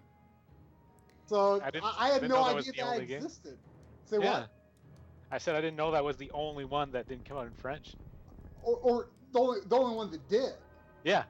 Yeah. I mean, and I played through it. Actually, I think it was it might have been the stream when we got back. I think. No, it was when I was in Florida, I believe. Okay, yeah, because Corey was gone and I had Game Dave on, and it was the thing that impresses me the most about that translation. Now I assume it's the same translation that they used in France, but it's cool because it's like it's the French version, but it's in DSC, right? But the thing that I think is super cool about it, and I have no idea how many languages Kirby's Adventure was released in, but the thing that's cool about is that they actually not only translated the text, but also the text that is on the graphics and stylized on the power icons that are in the HUD. Like if it says fire or, spark and all the different powers, like it's, this stylized text that is on the little Kirby icon, and it's in French, and I don't really know any French to speak of, but it was fun. I'm like, oh hey, there's different words on there. It was the Spark one. It was abbreviated. It's I think if you check the menu, it told the full word, but it was like a tink something. It was. Yeah. Spark would be étincelle, and that's really long to write on the graphics. I remember because I think of in the menu, I think it had the full word. I'm like, okay, I can't pronounce this word, but it was like 4 letters period on the little Kirby icon. Yeah, I thought it was cool, and it was King DDD was translated as like Dee Doo or something like that. That's odd. Or maybe Da Dee Do. It was like instead of like 3 of the same sound, it was like 3 different sounds, like Da Dee Do or something like that. So you just have the French version of Link to the Past in the U.S., or do you have another one other than that? You decided to just get a Japanese one too? No, I just have the French version of A Link to the Past, and then there's different box art variants for Sonic 1 and 2 in Canada, as there are for the U.S. versions. So I have those as well. The Canadian versions look a lot more like the PAL box art. Sonic 2 is barely different. It's just the border. I still, that's how I remember the game. So that's how, and obviously I sold them as a kid, so I rebought both the Canadian box and the U.S. box. Mm-hmm. So, something I've never had a firm grasp on is, and today I believe it's no different at all, but like, to what extent were the versions of games in Canada, especially longer ago, at all different, if any different? Well, see, let me. I mean, especially like the general, I guess, English Canadian release. The English games were all the same, but I mean, the Sonic box art was drastically different. Oh, okay. I don't know if this is showing up on the feed or not, but see, our box art was exactly like the Euro version, and then your box art was like this. Hmm. So and I guess it would maybe make sense for file size reasons for there not to be multiple. I always wonder, like, are there multiple languages in some games that were released in Canada, or were they always just, until like more recently, were they always just, this is the English version, this is the French version, if a French version was even released? Yeah, aside from A Link to the Past, I had never seen like an NES, a Super Nintendo, or Genesis game in French at all. They were always in English. Now, was the title translated to French? No, the boxes and everything were identical.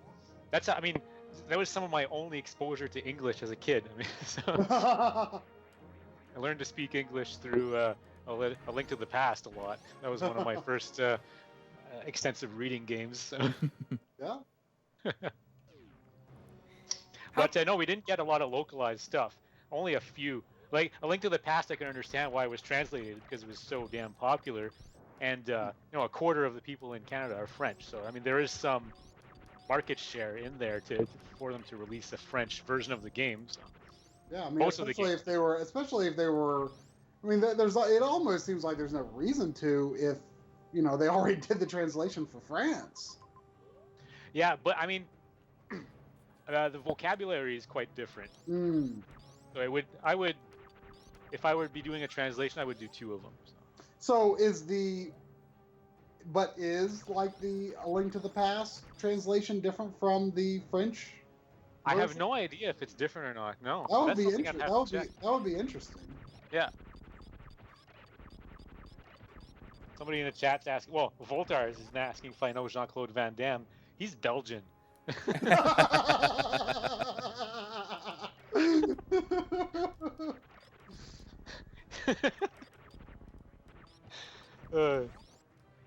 somebody's saying A Link to the Past is the only SNES game that got a French language release in Canada. So. Really? Yeah. Nerdy pleasure. I feel like I want to own it now because of that.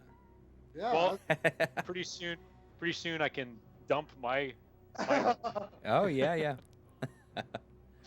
I mean, how rare is it? I mean, is it sort of a little collector's thing? I'm not sure. I've never checked how rare it is. I'm never gonna let go of it, but yeah. I don't know how much it's worth or anything. So it's just the card only. I don't have the box or anything. So. I wouldn't mind owning the Japanese version of Link to the Past sometime. It's called like the Triforce of the Gods or something like that. Yeah. They removed a whole bunch of religious imagery in the game, right? If so, I actually wasn't aware of that. I think there's I know very little about the differences in A Link to the Past, the regional differences. I have to check. I know they did a lot in Castlevania. I think they removed a bit of stuff from A Link to the Past, if I'm not mistaken. Yeah, the Japanese version has the Master Sword in the forest on the cover. Yeah. Always, I mean. That's your phone background, isn't it? Yeah, that's my phone background. It probably wouldn't show up on the stream, but I've got I don't think it's the exact same artwork, but like from the first day that I had a smartphone, pretty much, I can't have any background other than the Link to the Past Master Sword. But yeah, I mean, I do have a soft spot for the American gold color. Yeah. Yeah, you knew. I mean, even the N64 release, right? I mean, when you saw that box for Ocarina of Time, you knew that was a Zelda game before you can even read the text on it. Very distinctive gold color, though. The Ocarina, the Day One Ocarina box is an actual shiny gold. It's quite different. I wish I still. I mean, that was one of the ones I sold, but I have a gold cartridge now of Ocarina of Time, even though I don't care for Ocarina that much. I love Link to the Past, but and Breath of the Wild now. Yes, you know, those are the only two I feel like I truly love in the series. See, I'm one of the oddballs. The one I played the most aside from Link to the Past is the Wind Waker on GameCube. I just completely fell in love with that one. Well, that one, at the time it came out, it was a little controversial, I guess, Yeah. But it's one of those games. I feel like this happens a lot with the Zelda series, actually. Like, I feel like it happened with Zelda 2. And it definitely happened with Wind Waker and Majora's Mask, I think, where when those games released, like, people were like, oh, this isn't what Zelda should be. But now you don't really hear people, like, talking bad about them, I feel. Like, people like, Wind Waker's got a really strong fan base. I love it, too. I mean, I love basically all the Zelda games. I mean, there's no console Zelda game that I don't think is fantastic, though. CDI? If you count that as a console Zelda, You've never played it, so you can't. I know, who knows? How bad could it be? How bad could it be? I honestly, I do regret that I didn't get those a long time ago because now they're kind of expensive. And they were, like, several years ago, they were not that outrageous to get a hold of. And I definitely thought about it, but never did. But I regret it. I want it. I know it's terrible, but I want it. I mean, but I don't count those. But if I did have them, I would count them. But since I don't have them, it's just they're a little expensive. I don't count them. But like I don't really like the DS Zelda games. Like the handheld Zelda games are very hit and miss, and more often I would say miss. And by miss, I don't mean they're terrible, but they're just they're low in the Zelda hierarchy for me. Link's Awakening, very high. Breath of the Wild, fantastic. Absolutely love Link's Awakening.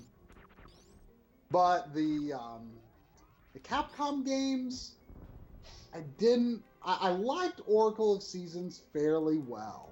Definitely not as much as Link's Awakening, but Oracle of Ages I didn't like as much as Seasons. And Minish Cap I remember being fine, but boy, I remember nothing about that. And, I've realized in more recent years there's a community that thinks that Minish Cap is the best Zelda game. And I liked it when I played it. I mean, you know what? I mean, I liked it well enough too, but the thing is, I don't remember anything about it, so I are very, very little about it. So yeah, I can't dispute. I beat that game, and like you said, I can barely remember any of the bosses or the what first the game boss was like this. Yeah. Was a giant slime. I guess there are some people too who put on an HD TV and they can't tell the difference between that and standard definition. So.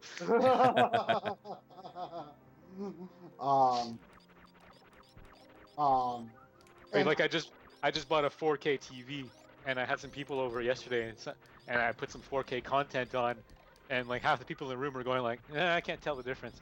Fuck. Yeah, I mean, you're always gonna find those people. I mean, that don't want to. A lot of times, I think they just don't want to consider that they might have to. They will want to like upgrade to something.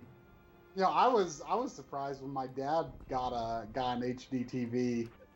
Like, well, when he got HD TV, it actually Best Buy was doing this promotion where if you bought a Sony HD TV, you got a PS3 with it, which is actually now my PS3. But because I wanted to, several years ago, I decided I wanted to take the Slim that my dad had been using really only as a Blu-ray player. I decided I wanted that, so I gave him as a present a Blu-ray player so I could get that PS3. Because I wanted that to be my PS3 like for the long term, because I didn't really trust my old fat to really hold up forever, you know. So I kind of was doing some preventative maneuvers there, I guess. But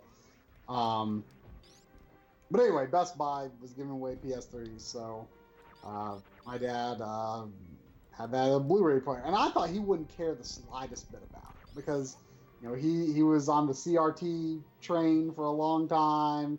You know, I mean, not that there's anything wrong with CRTs. Goodness knows we love them, but you know, I mean, for television watching folks, you know, he was, you know, just had a CRT, didn't care about picture quality in any way whatsoever, and I just did not expect that he was going to be like, man, Blu-rays are pretty nice. They do look really good. I mean, I think that a lot of people think, you know, people don't realize, I think, because they don't compare them that often, but Blu-rays look so much better than streaming. But people just, like, I think in their head... We're so used to watching most movies streaming now. Right. Well, I think we watched the evolution of streaming services go from, you know, not that amazing to, you know, really good HD. And so I think we look at in terms of streaming itself, like the quality has increased a lot. And we didn't really think about the fact that it hasn't quite come to match Blu-ray. I mean, I watch Blu-ray so rarely anymore. Yeah, you make a good point. I mean, even I'm obviously I'm a Canadian, so I watch hockey games. But like if you're watching sports of any kind with rapid motion on the screen on cable, you can totally see the encoding, right? Yeah. And the quality's not there. But if I go over to my parents' house and they have satellite, right, the image is almost full bandwidth. You watch the same content on satellite, and there's barely any degradation. There's barely any image loss, right? It's probably the same kind of quality difference we're talking about here between streaming and Blu-ray. I mean, I don't know if it's that pronounced, because I mean, I can see it too when I don't have TV, but whenever I go to my parents' house and I see my dad watching something on TV, it's like, yeah, that's pretty compressed looking. Whereas streaming, I mean, I feel like streaming generally looks really good. I mean, I just don't. Well, think it about that does, much. but I mean, like just on TV though, you definitely see it. But streaming does look good, but I think that when you watch a Blu-ray, just like the color space looks better too. Yeah. Yeah. I was watching 4K Breaking Bad last night, and I could, and some rapid camera motions, I could totally see there was compression. So. Really? You mean like on Netflix or? Yeah. Oh, I didn't realize they had 4K of that on there. Do 4K Blu-rays, like, I mean, are they like clearly marked? Because I mean, it's a whole new thing now, I guess. I'm not sure. I don't have a 4K Blu-ray. The only 4K content I can get is from Netflix, but that's something I'm gonna have to look at. Actually, something I'd have to decide first is whether I actually want to buy a 4K Blu-ray. Because, like you said, so much content now is just available on streaming, and it's just generally a lot easier. It's just I would be interested in playing 4K Blu-rays, like just I don't have a 4K TV yet, but I mean I'm hoping to get one possibly this year, or next year. I haven't decided yet, but I mean I feel like I would like the option to use that content, but it's just like it's so interesting how video games and movies have diverged for me. Like, I used to enjoy buying physical movies as much as I like buying physical games, and now it's like I'm all on the the physical bandwagon for games whenever possible, but for movies it's just like, man, I don't want to buy a movie. Is there ever going to be the same? Is there ever going to be the same kind of nostalgia for VHS as there is for retro consoles? We can. Well, we Try and I are kind of into buying some VHS of certain VHS appropriate movies, like that we associate with the format. Right, like I got Commando. Like, that is such a VHS movie. That's a movie that would be fitting to watch on VHS. Yeah. Ghostbusters. Like Jurassic Park is a VHS movie to me. There's something about the experience of watching Jurassic Park on VHS. And as crazy as it might sound, it's like Star Wars to an extent I associate with watching on VHS. I like to watch it that way. If you have VHS of the original Star Wars, right, you're getting the pre-edited version too, right? Right, so there's a lot of benefit into getting that one. Yeah, but I mean, you can argue, unless you have the pre-edited, like the pre-special edition letterboxed versions, you're still like losing something because it's pan and scan. But I don't know, it's weird. Like I spent so much time watching, pan and scan Star Wars as a kid that it's like I love to watch it that way. not that I sit down and I like watch it, with the intent and sitting down and watching the whole movie like that. Like I'll put it on in the background sometimes. But I mean, I think nowadays though, going revisiting VHS, I feel like 4x3 is part of the VHS look. And you expect pan and scan. Yeah, I mean, I was, toward the end of the VHS era was when I was like, getting into, you should be watching the widescreen version. But now I'm kind of like, well, of course you should be watching widescreen, but that's because everything is widescreen now. But if it's on VHS, it's like, I don't know. 4x3 is part of the VHS experience. If you're going to watch VHS, Yeah. Well, why don't you fill that little CRT? I see that Adams A is talking about the Harmy despecialized editions, and I watched that with my daughter the other day. It's very, very well done. It's like a mix and match of. Oh, someone said what? Just realized Coury has a nicer mic than Tri or Rene. Well, Tri has the same one as me, but he's not set up to use it, I think, right now. Yeah, I have a real microphone too, but I put on my headset because the kids are sleeping. So. Oh yeah. I'm just being lazy. You said that yesterday fine, was your. right? Yeah, it sounds totally fine. You're saying that your daughter's birthday was yesterday. Yeah, that's right. She turned 3 years old. Oh. I have an 8-year-old, and my 8-year-old's birthday is next week. She's going to be 9, and my 2-year-old just turned 3 yesterday. Yeah. Oh wow, okay. My daughter's actually was last Saturday, but we were in North Carolina for a friend's wedding.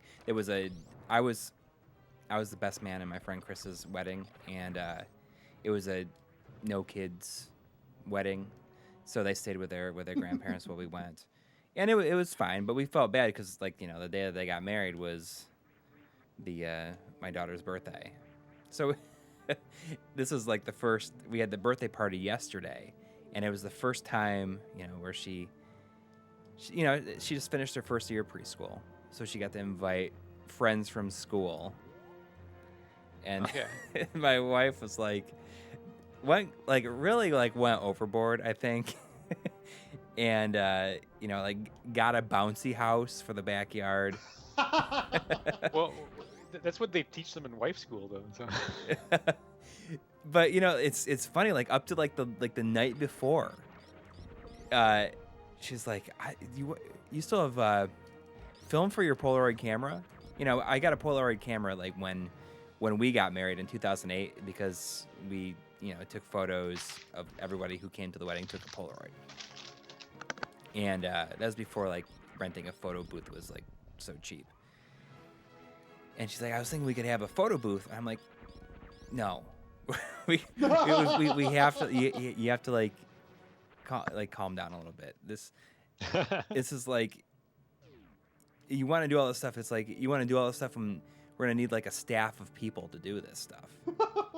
I don't want to be working the whole time. Was it 4th or 5th birthday? 5th. So I see. Well, I mean that's a biggish number, so I can see why she thought. Yeah. Maybe do a little overboard, but. Yeah, I mean she's just.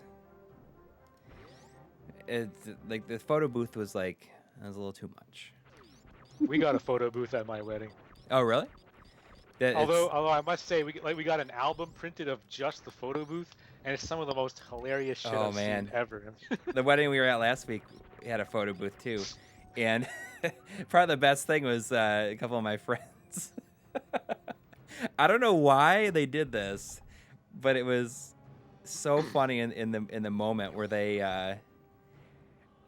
They went in the photo booth, they took off their shirts, and they just were wearing their tie without a shirt, and they just were totally straight-faced in every single picture. Like nothing was happening. Yeah. Some of my best men, they 3 of them stood in a line, and they were holding the 4th one like he was like a catch, like a fish. Right. Inside the photo booth. That's. Yeah. That's impressive. That is impressive. It was. There's some funny stuff in there. Yeah. But we did this thing. I know I'm not supposed to go this way. I don't know why I'm getting all. I'm not even paying attention where I'm going here. Yeah, I was supposed to help you out, and I'm not saying anything. That's all right. I'm a bad guest. I did this thing called. The groom had us sign up for a thing called Generation Tux, where you can put in your measurements and they send you the suit in the mail. So I had to go and get measurements, but you don't need, he can decide what everyone is going to wear, what all the groomsmen will wear, and then you just put in your measurements and everyone gets sent the same thing. It's kind of an interesting, just the way that the internet and technology has changed everything.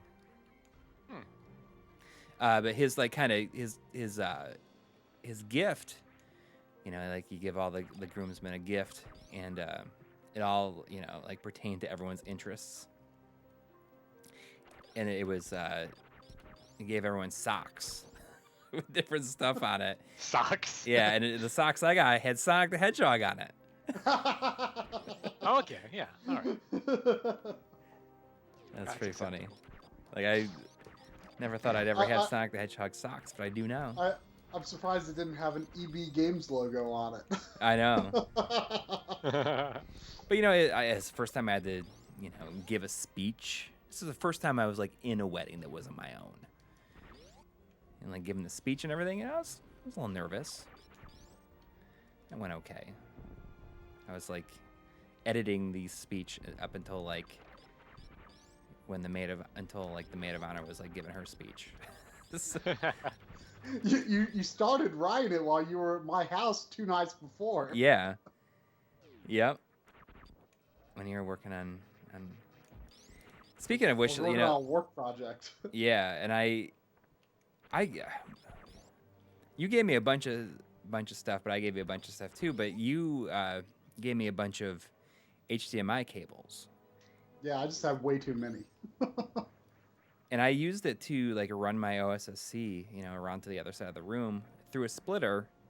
I kind of stole your idea of mounting my splitter like to the wall with a with a command strip. You know, like I always get worried about the heat that they generate. Well, I mounted mine under a table, actually. Yeah, I mean that's fine too. But I mean, this is just like, you know, as time has gone on, like I get worried about the kind of heat that like all my stuff generates. Yeah. On the carpet. Yeah, I think that Voltar like scared me, and he's like, oh, like lint will get inside these things, and you know, it's gonna burn my house down. Well, Voltar mounted his power strips to the wall, and what's I think is cool about that is that he can push his furniture like really close to the wall because you don't have the power strip like, you know, sitting on the floor. Right. And I really liked that idea, and I was tempted to do that for my rewiring, and I still could do that at any time, basically. I don't know if that really fits my setup, though, with my IKEA furniture. Yeah. I don't know if it would work as well, the way I've got the type of units I've got, because mine are kind of low line, you know. Yeah, it was kind of funny, you know. It was cool, like coming to your house, you know. Like my wife was with me and had never been there before.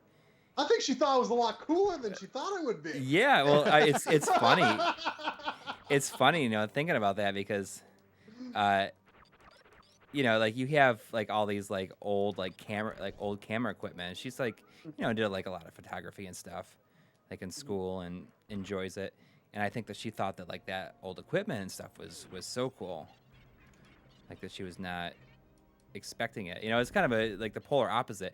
The day after when we left your house, on the way down to Raleigh, we stopped and had lunch with Josh from Limited Run Games and other people from Mighty Rabbit, and my wife was just like, I have nothing to talk about for this stuff. But I think that, you know, having like in common that kind of stuff was I was not expecting it. She probably thought my house was just video game stuff. Yeah, well, I was like, you know, which to a very large extent is true, but yeah, it's funny, you know. I was like, you know, if you think that like my attic is like there's a lot going on up there. You know, imagine if I had like the entire living room. This is what it would be like. I think I just did. Did I do that right? Hopefully I did. That's kind of cool. I always thought wall jumps were so hard to do. It is, but you know, like I've never been good at it. I mean, you can get in the groove with it for sure. Yeah, I feel like it's one of those things that it's just like kind of ingrained in me now from doing it. I mean, I'm not perfect at it. Yeah, you miss a wall jump if you hook either up or down. Is you have to strictly go left and right. You have to slide your thumb really fast. Right. You have about 10 frames to do it, so it's not a big deal. I mean, off the top of my head, I can't think of an earlier game that did wall jumps, unless you count Mega Man X, but... Didn't Ninja Gaiden do it? Yeah. Sort of. I mean, you stick to the wall, though. Yeah, it was very, very stiff feeling, yeah. But... You stick to the wall, and in the later games, you can, like, freely crawl up and down. And, like, Mega Man X, like, you slide down the wall, but you stick to the wall. Like, I feel like that's almost a different sort of thing. Like, that timing-based hit.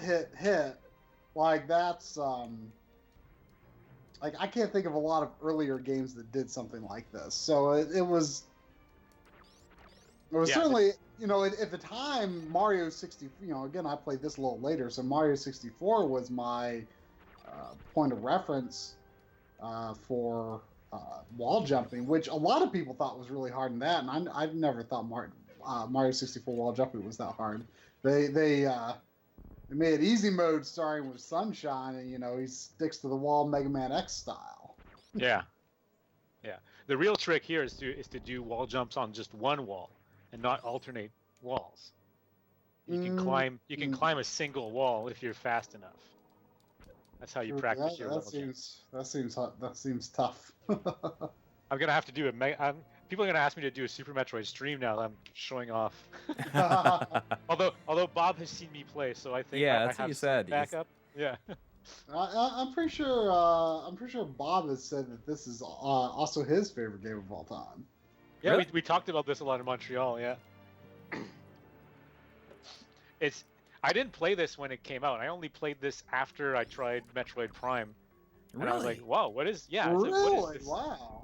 What is this excellent game that apparently has a bunch of prequels, right?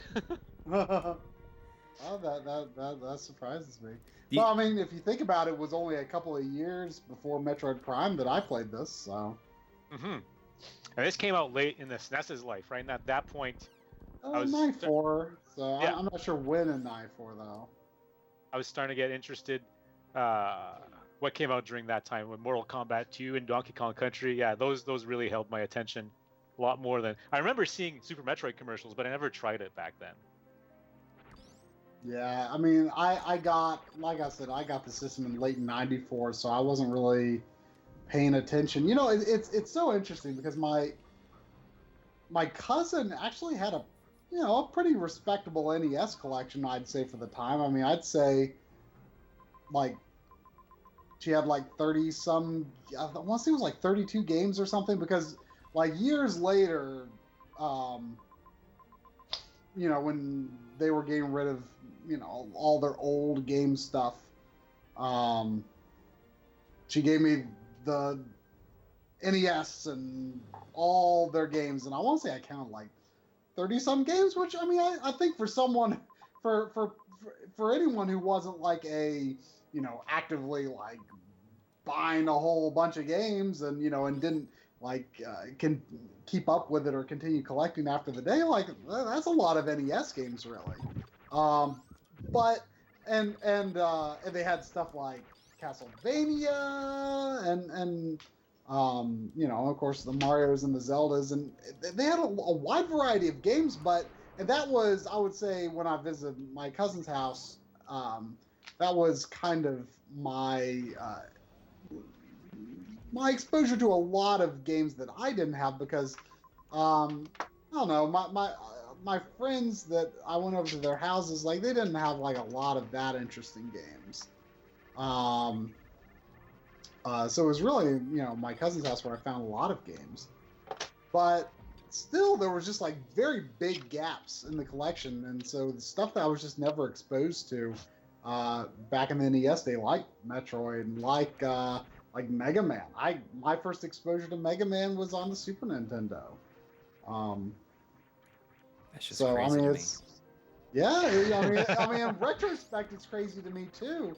It's just that, even though I knew people with NES games, there was, my NES world was not that broad back in the NES's day. And that's part of why when I got my Super Nintendo, I just stopped playing it, because I'm like, oh, well, I got Mario All-Stars, so the NES games that I cared the most about, I can play on my Super Nintendo. And then, then I started, the internet came around, and I got Nintendo Power, and I started realizing that there was a lot more stuff on the NES than I had realized at the time, and so that's why I got, I mean, it might sound weird to say got into retro games when it was, like 98, but or 98 or 99, whenever it was, I got my NES again, and that was when I was starting to get into RPGs too. So, but that was like when the whole thing clicked with me. That's like, oh wait, like old systems are still good. the newest thing is not the only thing worth playing. Yeah. So, I mean, there was definitely a brief time where it was kind of like, oh, I only want to play the new stuff. The new stuff is the best stuff.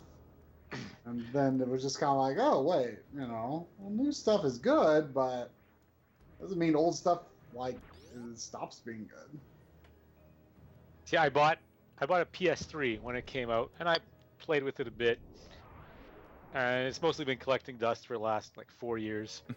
And I bought a Wii U when it came out, and it's been collecting dust since the second day I've owned it. And I decided that's it. I'm not buying any more new consoles. I've tried the new consoles, and they're not my thing. I can't sit down with a game and have to, go through an hour's worth of tutorials and whatnot before you can actually start playing the damn game. So I just want to sit down, press power, and start right away. Oh yeah, I definitely like modern games. Like, in a lot of ways, they've kind of become my escape from video making in a lot of ways, because we don't really make videos about modern games. That wasn't necessarily intentional. We kind of originally imagined that it was going to be a variety of retro and new, and then it just kind of became apparent that people didn't care that much unless we kind of did something a little unique with it, like. We did that one episode that was downloads on discs, because that's sort of more in our vein of stuff we put on the channel. But it just kind of became apparent people didn't care what we had to say about modern games. Everyone's trying to get their voice heard on modern games, and I feel like the only reason this current generation, I feel like the PS4 generation has kind of passed me by in a lot of ways, and not it. I would say any fault of, how the games are designed or anything. It's just the channel. It's just the timing of it all. Is this has been the busiest part of my life ever because trying to run a YouTube channel. So I definitely. When I'm trying to kind of relax and just get my mind off of the channel, that is when I play modern games. A big storm might be rolling in here. Luckily, it's 11 now. I'm just letting you know. But yeah, it's I enjoyed the PS3 a lot. That was really honestly the generation where it was I was like, okay, I'm not going to just own the Sony systems begrudgingly anymore. All right, Sony, you're fine. It was always I actually tried in that generation. I tried to go Nintendo only again because I was like, it'd be nice just to do one system again, And then I can understand that though. I liked. Don't get me wrong. I think the Wii is actually a really good system, but people talk about, releases were so scarce in the N64 days, and people say that about the GameCube too, maybe not as much as they would say that about the N64, but it was the Wii, the Wii got rough. The Wii was, I would say, the scarcest in terms of releases, and it was right when Metal Gear Solid 4 had come out, and I'm like, oh man, how did I fool myself into thinking that I could live without Metal Gear Solid 4? And and Final Fantasy, Resident Evil 5 was coming up, which contrary to popular opinion, I freaking love Resident Evil 5. And I was like, oh, how did I think I could live without some of these games? I was a fool to think I could go Nintendo only again. But I tried. I tried for a few years to think that I could. But and then Metal Gear Solid 4 had just come out, and it was the E3 that had Resident Evil 5 and stuff. And it was also the E3 that was the Wii Music E3, where it was the worst E3 they've ever had. Worst E3, there was literally nothing to look forward to on the Wii at that time. It is like so funny to think about it. How bad that E3 was for Nintendo. It was bad. I mean, and don't get me wrong. I mean, the Wii continued to be a good system, but that E3 did not leave you with any confidence, you know? Yeah. And so, like, literally that week, like, I remember, like, I left work early that day. Really? I went to lunch. Like, I left work at lunchtime, and I was like, man, I'm going to get a PS3, aren't I? This is literally the week of that Wii Music E3. And I'm just sitting there thinking. I remember I went to Zaxby's, which is like this, which is like it's like not quite, it's like above fast food chicken place in the South. And I don't remember. It's not Bojangles. It's not Bojangles. It's like slightly more upscale than Bojangles. I'm not going to say it's better than Bojangles. It's different than Bojangles. Mm-hmm. You know, some days you're in a Bojangles mood, and some days you're in a Zaxby's mood. You know how it goes. But I freaking love chicken, man. I just chicken. I'm obsessed with chicken. Chicken's so good. But I was eating lunch at Zaxby's, and I was thinking, just it was on my mind the whole time. I'm like, So because that was like so torn about it. It's like you were obsessively thinking about it. The other thing was like that was when they had announced that like they were taking PS2 backwards compatibility out. Mm-hmm. And so the Metal Gear Solid 4 bundle was like going to be the last. Yeah, that's what I got too. And that was I mean, obviously now, like, I don't care about the PS3 backwards compatibility at all, but at the time it seemed like a big deal, right?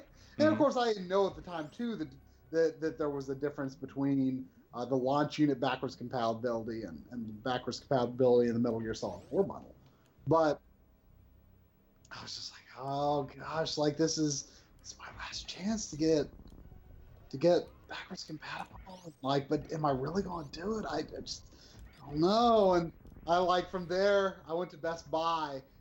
They had one Metal Gear Solid 4 bundle. And it's like, it's fate. And I just stared at it and just stood there and just looked at it.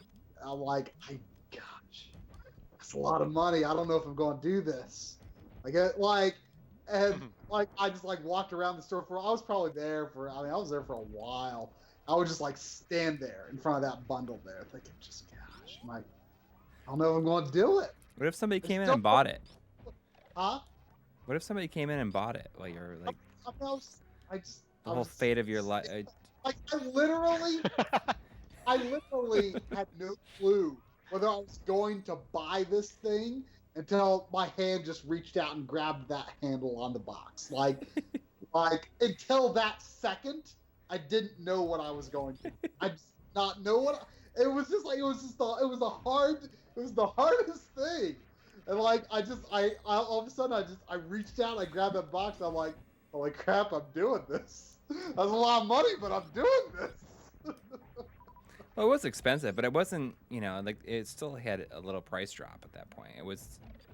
It had a price drop. It was probably, was it maybe 400 at that point? I think it was 500. It definitely wasn't 600 anymore, but it was. Yeah, you've got a good story about buying that same bundle too. Yeah, well, I mean, I've told that on the stream before, but what's that? Sorry. Yeah, we catch you off sometimes. There's probably a delay in the Skype chat there. Sorry. That's all right. I have a pretty good story about buying the PS3 actually. Oh. How much did the PS3 cost? Like the 60 gig version? How much did that cost in the US? It was $599 US. The launch edition, yeah, that was the famous $599 US. $599. If you can't afford it, get a second job. Yeah, that's what Kasserai said, isn't it? He's like, I think. Because that's like $1 million Canadian dollars, right? I mean, like 600 US.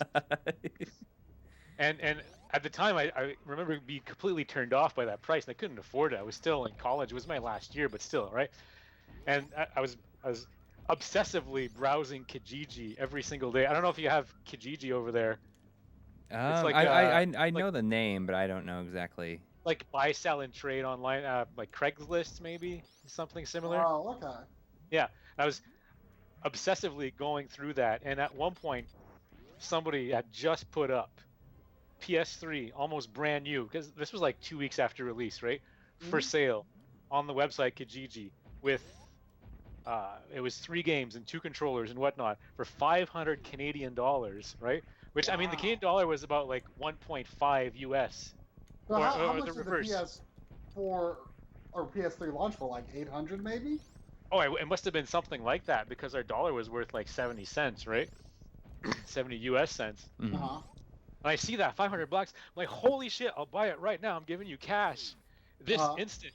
And I managed to get it for that price. And to this day, I have no idea why this guy sold it off for so little damn money. I mean, he probably could have returned it to the store with the receipt. He actually gave me the receipt with it. Yeah. Wow. Maybe he stole it. Well, no, I had a receipt with it. Oh, yeah, right. Because I said, I'm only going to buy it from you if you give me the receipt. Because at that point, I said, maybe he's got a dud or something and he wants to get rid of it. And, right.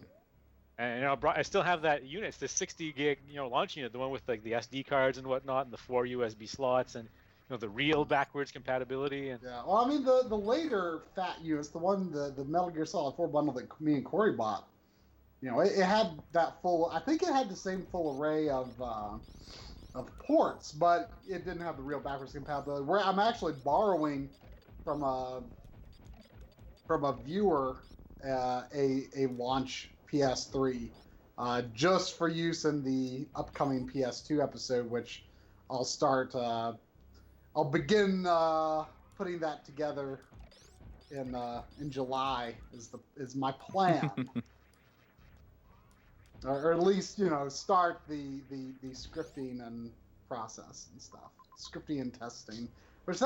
Gosh, I feel like that takes so much longer than it used to these days. I mean, you're probably finding that with Saturn right now, right?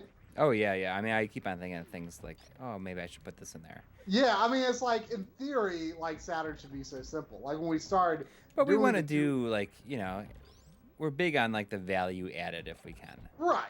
Absolutely. But I'm just saying, like, back in the days when we started the 200 series, like, Saturn would have been, like, an 8-minute video. Yeah. Nothing about Saturn is simple. Yeah, you don't think so? It could be. I mean, it's fairly straightforward, I think, but... I mean, in terms of getting it connected well, but it does have it's got weird sync issues. Yeah, just on the C-Sync, which I'm kind of... Yeah, I'm not talking like from the engineer's point of view, where there's nothing about that console that's similar. Right. Yes, exactly. Yeah, I mean, I feel like you look at a clusterfuck of processors. Yep. You look at that motherboard. I remember hearing Saturn was complicated, and then the first time I saw a picture of the motherboard, I was like, "Holy crap! They weren't kidding." Yeah. Yeah, it was all like last minute too. It, so. I didn't realize until like recently, Joe Rutherford told me that like it was like the cartridge slot was not just for expansions. It was like they had an idea that they were gonna like have cartridge games for it too. Well, the Saturn, the Sega STV, right? The sort of arcade version of the Saturn runs the games off of cartridges. Right. Yeah. And it's the same games that came out on the home console practically. So I wouldn't be surprised at all if you could run entire games from that port. Yeah, and there's kind of the game Scorcher uses the sound chip in the way that cartridge games would use it, and that's how you can kind of hear like what the actual sound chip would sound like. It's not just the Knights as well uses. It's not CD audio. It's completely the sound chip as well. Oh really? Yeah. Wow. So the sound chip is like barely used. Well, usually it's just most like of the Red games Book. would just do PCM. Yeah. Interesting. Yeah. Whereas because it's a full, it's a Yamaha custom chip like so many other Sega systems. And there's barely. does the PlayStation have a sound chip? Oh yeah. Yeah, because most, I don't know. I mean, didn't like the Final Fantasy games use like the MIDI chip, right? Right, but I was always unsure if that was like hardware or if it was like a software engine that was part of the game code, a software sound engine. I mean, I don't know, is that a thing? I'd never been quite sure. I don't know either. Because yeah, I mean, like if you open the disc tray when you're playing Final Fantasy or whatever, then the music continues. Right. I definitely remember that being a revelation at the time. Like, see, I remember that being like a big disappointment to me. I was like, oh, they have CD audio, but they're not gonna have CD audio. I just remember thinking it was interesting because when I opened up the disc tray, I was like, oh, I expected the music to stop. You know. At that point, I was used to like the Red Book audio in like on Sega CD games. So I was hoping, oh man, it's gonna sound awesome because it's gonna sound like Sega CD games, like Lunar sounded. But nope. It didn't. Well, like I don't really think. There he is. Is this the Cacomeyer? Is that what it's called? The Cacomeyer? Oh, that's not his name. No, maybe the Cacomeyer is the one in the water place. In the sunken ship. I don't remember what this guy's name is. I like this guy. The Crocomeyer, that's it. Crocomeyer. Yeah. That's close. I don't know where I got Cacomeyer from. But I never really thought of like what is like the PS1 sound, you know? That's a big thing for me, and I talked about a lot with my friends. Is I like the era. That's like actually pretty violent death on this thing. Oh yeah, absolutely. I like the era of video games where you can pop in a game, put it on the screen, and listen to it, and you can tell right away what console that is. Mm-hmm. Yeah. To me, that's important, right? We're in an area where you can have like the Xbox or the PlayStation or whatever, be playing a game. You can't really tell what console it is because they don't have character anymore, right? Right. I definitely know what you mean. Like it's. Oh, I was gonna say it's like so funny. It flies in. It's just skeleton, yeah. It's just a skeleton. There's like nothing in it. It's just like every ounce of his strength to get up there and break through the wall. But where's his muscle? This was impossible. Yeah. Damn it. Yeah, but I know what you mean. Like even like up through the PS2, GameCube, Xbox generation, even then, like this, you can tell. Yeah. You can tell. Like there was the games. There were a lot of multi-platform games, but there were distinct versions to most of them. I mean, there were clear compromises, whereas now it's all like the only difference is resolution, texture resolution, maybe shadows might be rendered at a higher resolution or something like that, but it's nothing like you look at the Genesis version of Zombies Ate My Neighbors and the Super Nintendo version of Zombies Ate My Neighbors. I mean, they are sort of the same game, but they are not just like running at different settings either. They are completely discrete versions of the game. Yeah. I do miss that to an extent. I mean, I like the. I mean, that's I'm not a big PC gamer. I've definitely gone through phases with PC gaming, but I feel like the character of consoles, the fact that there is something that defines like this is a game for this system. These are the capabilities of this system. Like that I don't know. It's just always been kind of appealing to me that there's these distinctions between them. And I can see the even the PS3 to some degree maybe you could say had character, but like the PS4, like I like the PS4. It's like PS4 right now is kind of like it's the best console, I guess. It's like it's got like, you know, obviously this will probably change when the Xbox Scorpio comes out, but it's got, you know, and you know, assuming, you know, PC aside, it's got the best console release of all of the multi-platform games. But there's, so I mean, it's a great system, but it doesn't have any identity. You know, like the PS3, I feel like if nothing else, got a bit of an identity because it was the first time since Sony had entered the console race that they were kind of cornered. You know, they went into the generation, you know, $599 US, you know, very cocky, thinking, oh, you know, people love PlayStation, we can get away with anything. And obviously, they quite quickly learned that they couldn't. And I feel like Sony's attitude changed a lot in the PS3 generation. I feel like they became a lot more humble after a couple of years. And I feel like, I just feel like, you know, you got really great stuff like Uncharted and all in the for the PS3. I feel like Sony's first party capabilities just really took off in the PS3 generation, and this generation they kind of just walked away from it from the beginning because Microsoft screwed up with their messaging. And I just feel like Sony's just been really lazy and lax with trying to do anything that gives the system any character distinction, or, you know, it's like, you know, like, oh, this is a PS3 game. This is what made PS4. This is a PS4 game. This is, you know, this is part of the legacy that made the PS4 great. Yeah, the legacy of what made PS4 great is nothing more than just like it got the best versions of all the games. That's it. You know, it's got Bloodborne, Uncharted 4, and a couple of other noteworthy exclusives, but I feel like definitely not to the extent that PS3 got. PS3 definitely had more, much more first-party oomph, I feel like. Yeah. Nick in the chat just said, I'm going to change the subject a bit here. Nick said, I pre-ordered Paprium hoping they'd change the name to something else that didn't sound like a general infection. I want to agree with that, because as much as I really like to look at their previews and their screenshots and whatnot, and I think that game's going to look really great.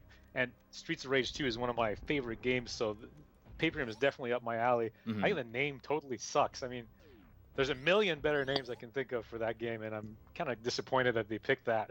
That does not even sound like a brawler.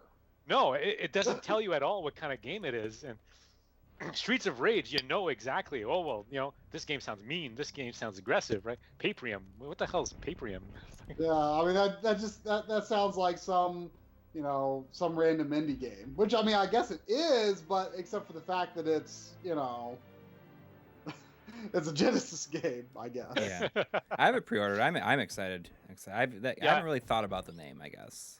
I didn't really think about that much either, but it is just like how like that. I mean, that just sounds like any sort of, you know, high concept artsy indie game. Mm-hmm. That doesn't draw up images of, you know, 16-bit brawler. Mm-hmm. I should have called Streets of Paprium. Streets of Rage is a great name, but I also like Bare Knuckle is such a good name too. Yeah. Yeah, both names are pretty good. Yeah. I mean, I kind of like how I think it's Streets of Rage 2 has the Bare Knuckle arcade machines in the background. Yeah, in the first level, yeah. Yeah. That game and its soundtrack is amazing. Yeah, I like the first one more. I like the soundtrack of the first one more. The thing was for me, like it's only been the past like 2 or 3 years that I played through those games, and because I didn't really expect to like them that much, but I got pressured into co-oping them. I'm not a big brawler guy, and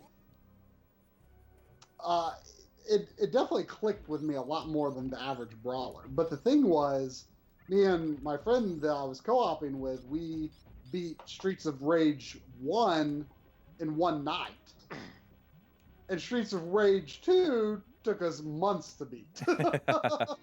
So I feel like Streets of Rage 1, while I really enjoyed it, I didn't have to play it as much. So it like the soundtrack and the levels and all that stuff did not make as much of an impression. That's like kind of something that I think about a lot, and it's something that's kind of a big deal to me, I guess. Like, I like, in a lot of ways, I'm not saying it's better, but I definitely like sometimes games that have limited continues, because, I mean, you know, sure, sometimes you want an infinite continue game. I mean, don't get me wrong, maybe most of the time you want an infinite continues game.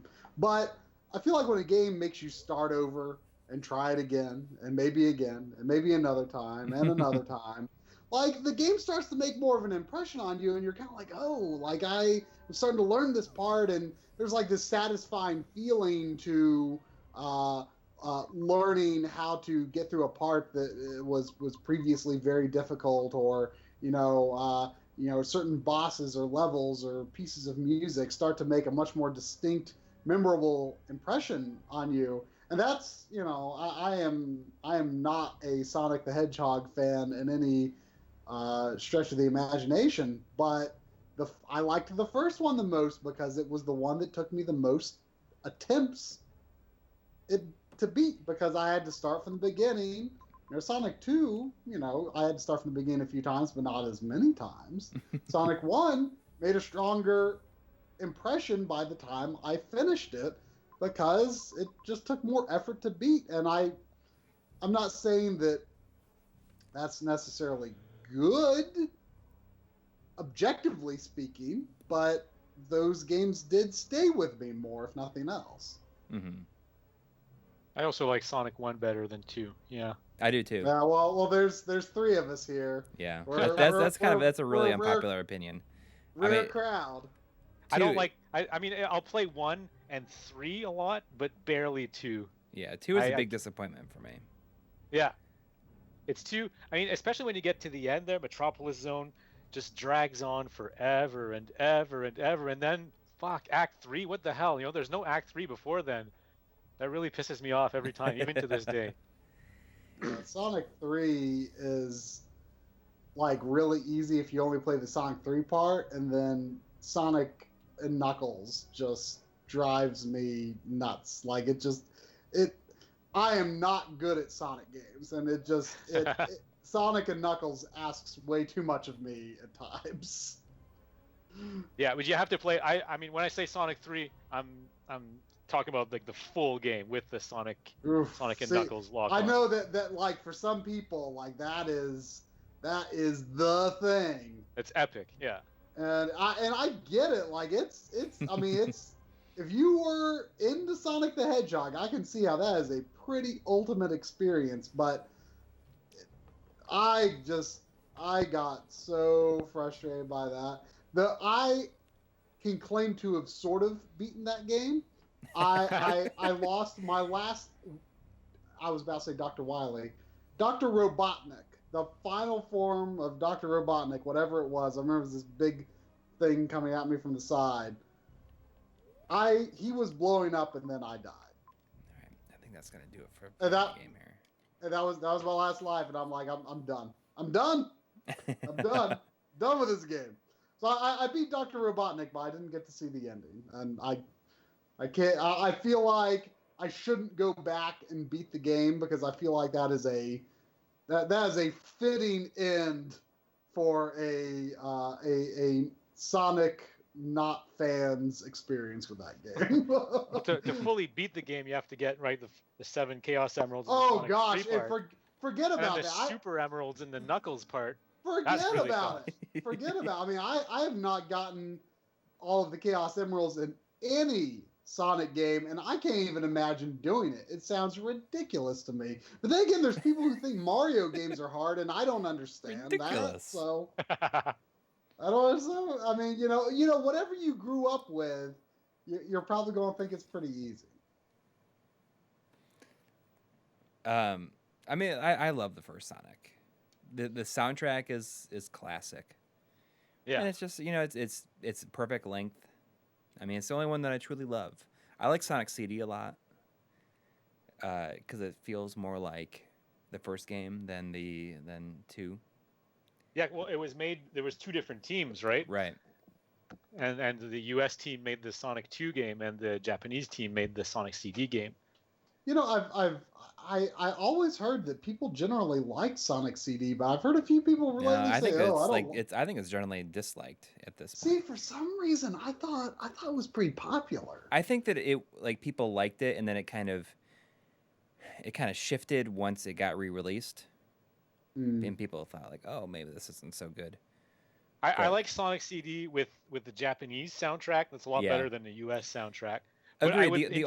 There's only like really one song in the U.S. version that I like, and that's like Stardust Speedway, I think it is. Yeah. And it's like only good because like the beginning of the song is good.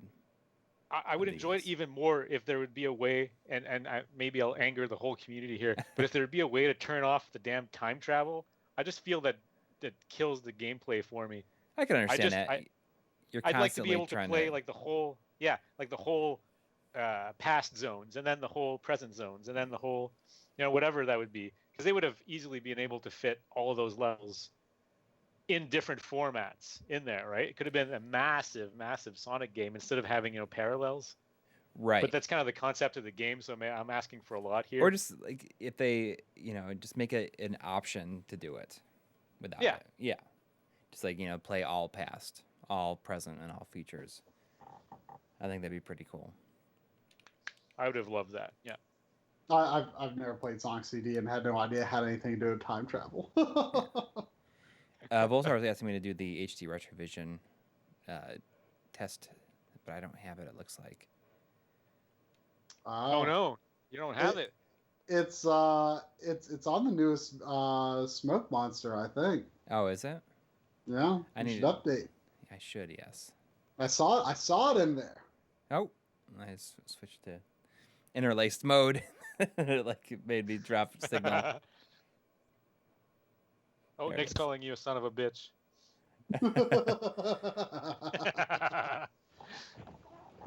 I tested their newest software on Genesis. I don't have a way to burn SNES games yet, although Steve's really hagging on me for that.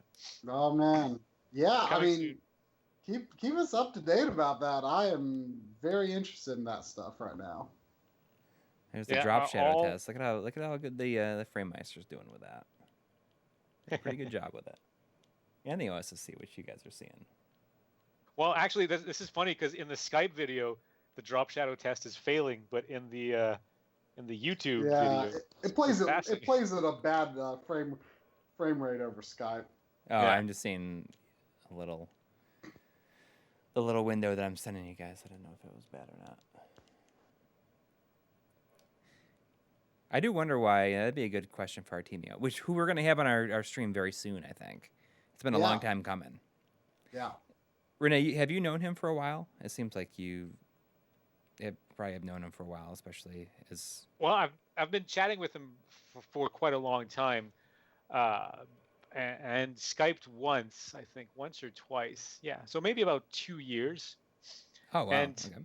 Yeah, I mean, he's been following me actually for a while, and when he saw that I was doing the carts, I forget if it was me or if it was him that said, it'd be great to get his software on the carts just to get it out to people. Right. You're the one. Are you the one that did the Genesis ones? Yeah, I'm doing the Genesis ones, right. And in a few weeks' time, I'll be distributing the TurboGrafx version as well. Okay. Because I've done PCB and 3D printed hardware that allows me to release brand new Hue cards. Right. And you do something to like make them like a little bit different, don't you? Like, or is this? It might be somebody else who does the same thing, kind of like has them like kind of curve up at the end, so you know that they can't be passed off as like the real thing. Yeah, they totally can't be passed off. I mean, if you've ever seen a 3D print, you can clearly tell it's 3D printed. There's no way that you'd be able to pass it off as an original. But yeah, I do have a curve at the back end, but it's not to differentiate it as much as to be able to peel it off the print bed. if anyone's listening has ever done 3D printing, you'll know that one of the big challenges of 3D printing is actually peeling off your print afterwards, because it's really stuck on the bed, and especially like a small flat piece like a hue card.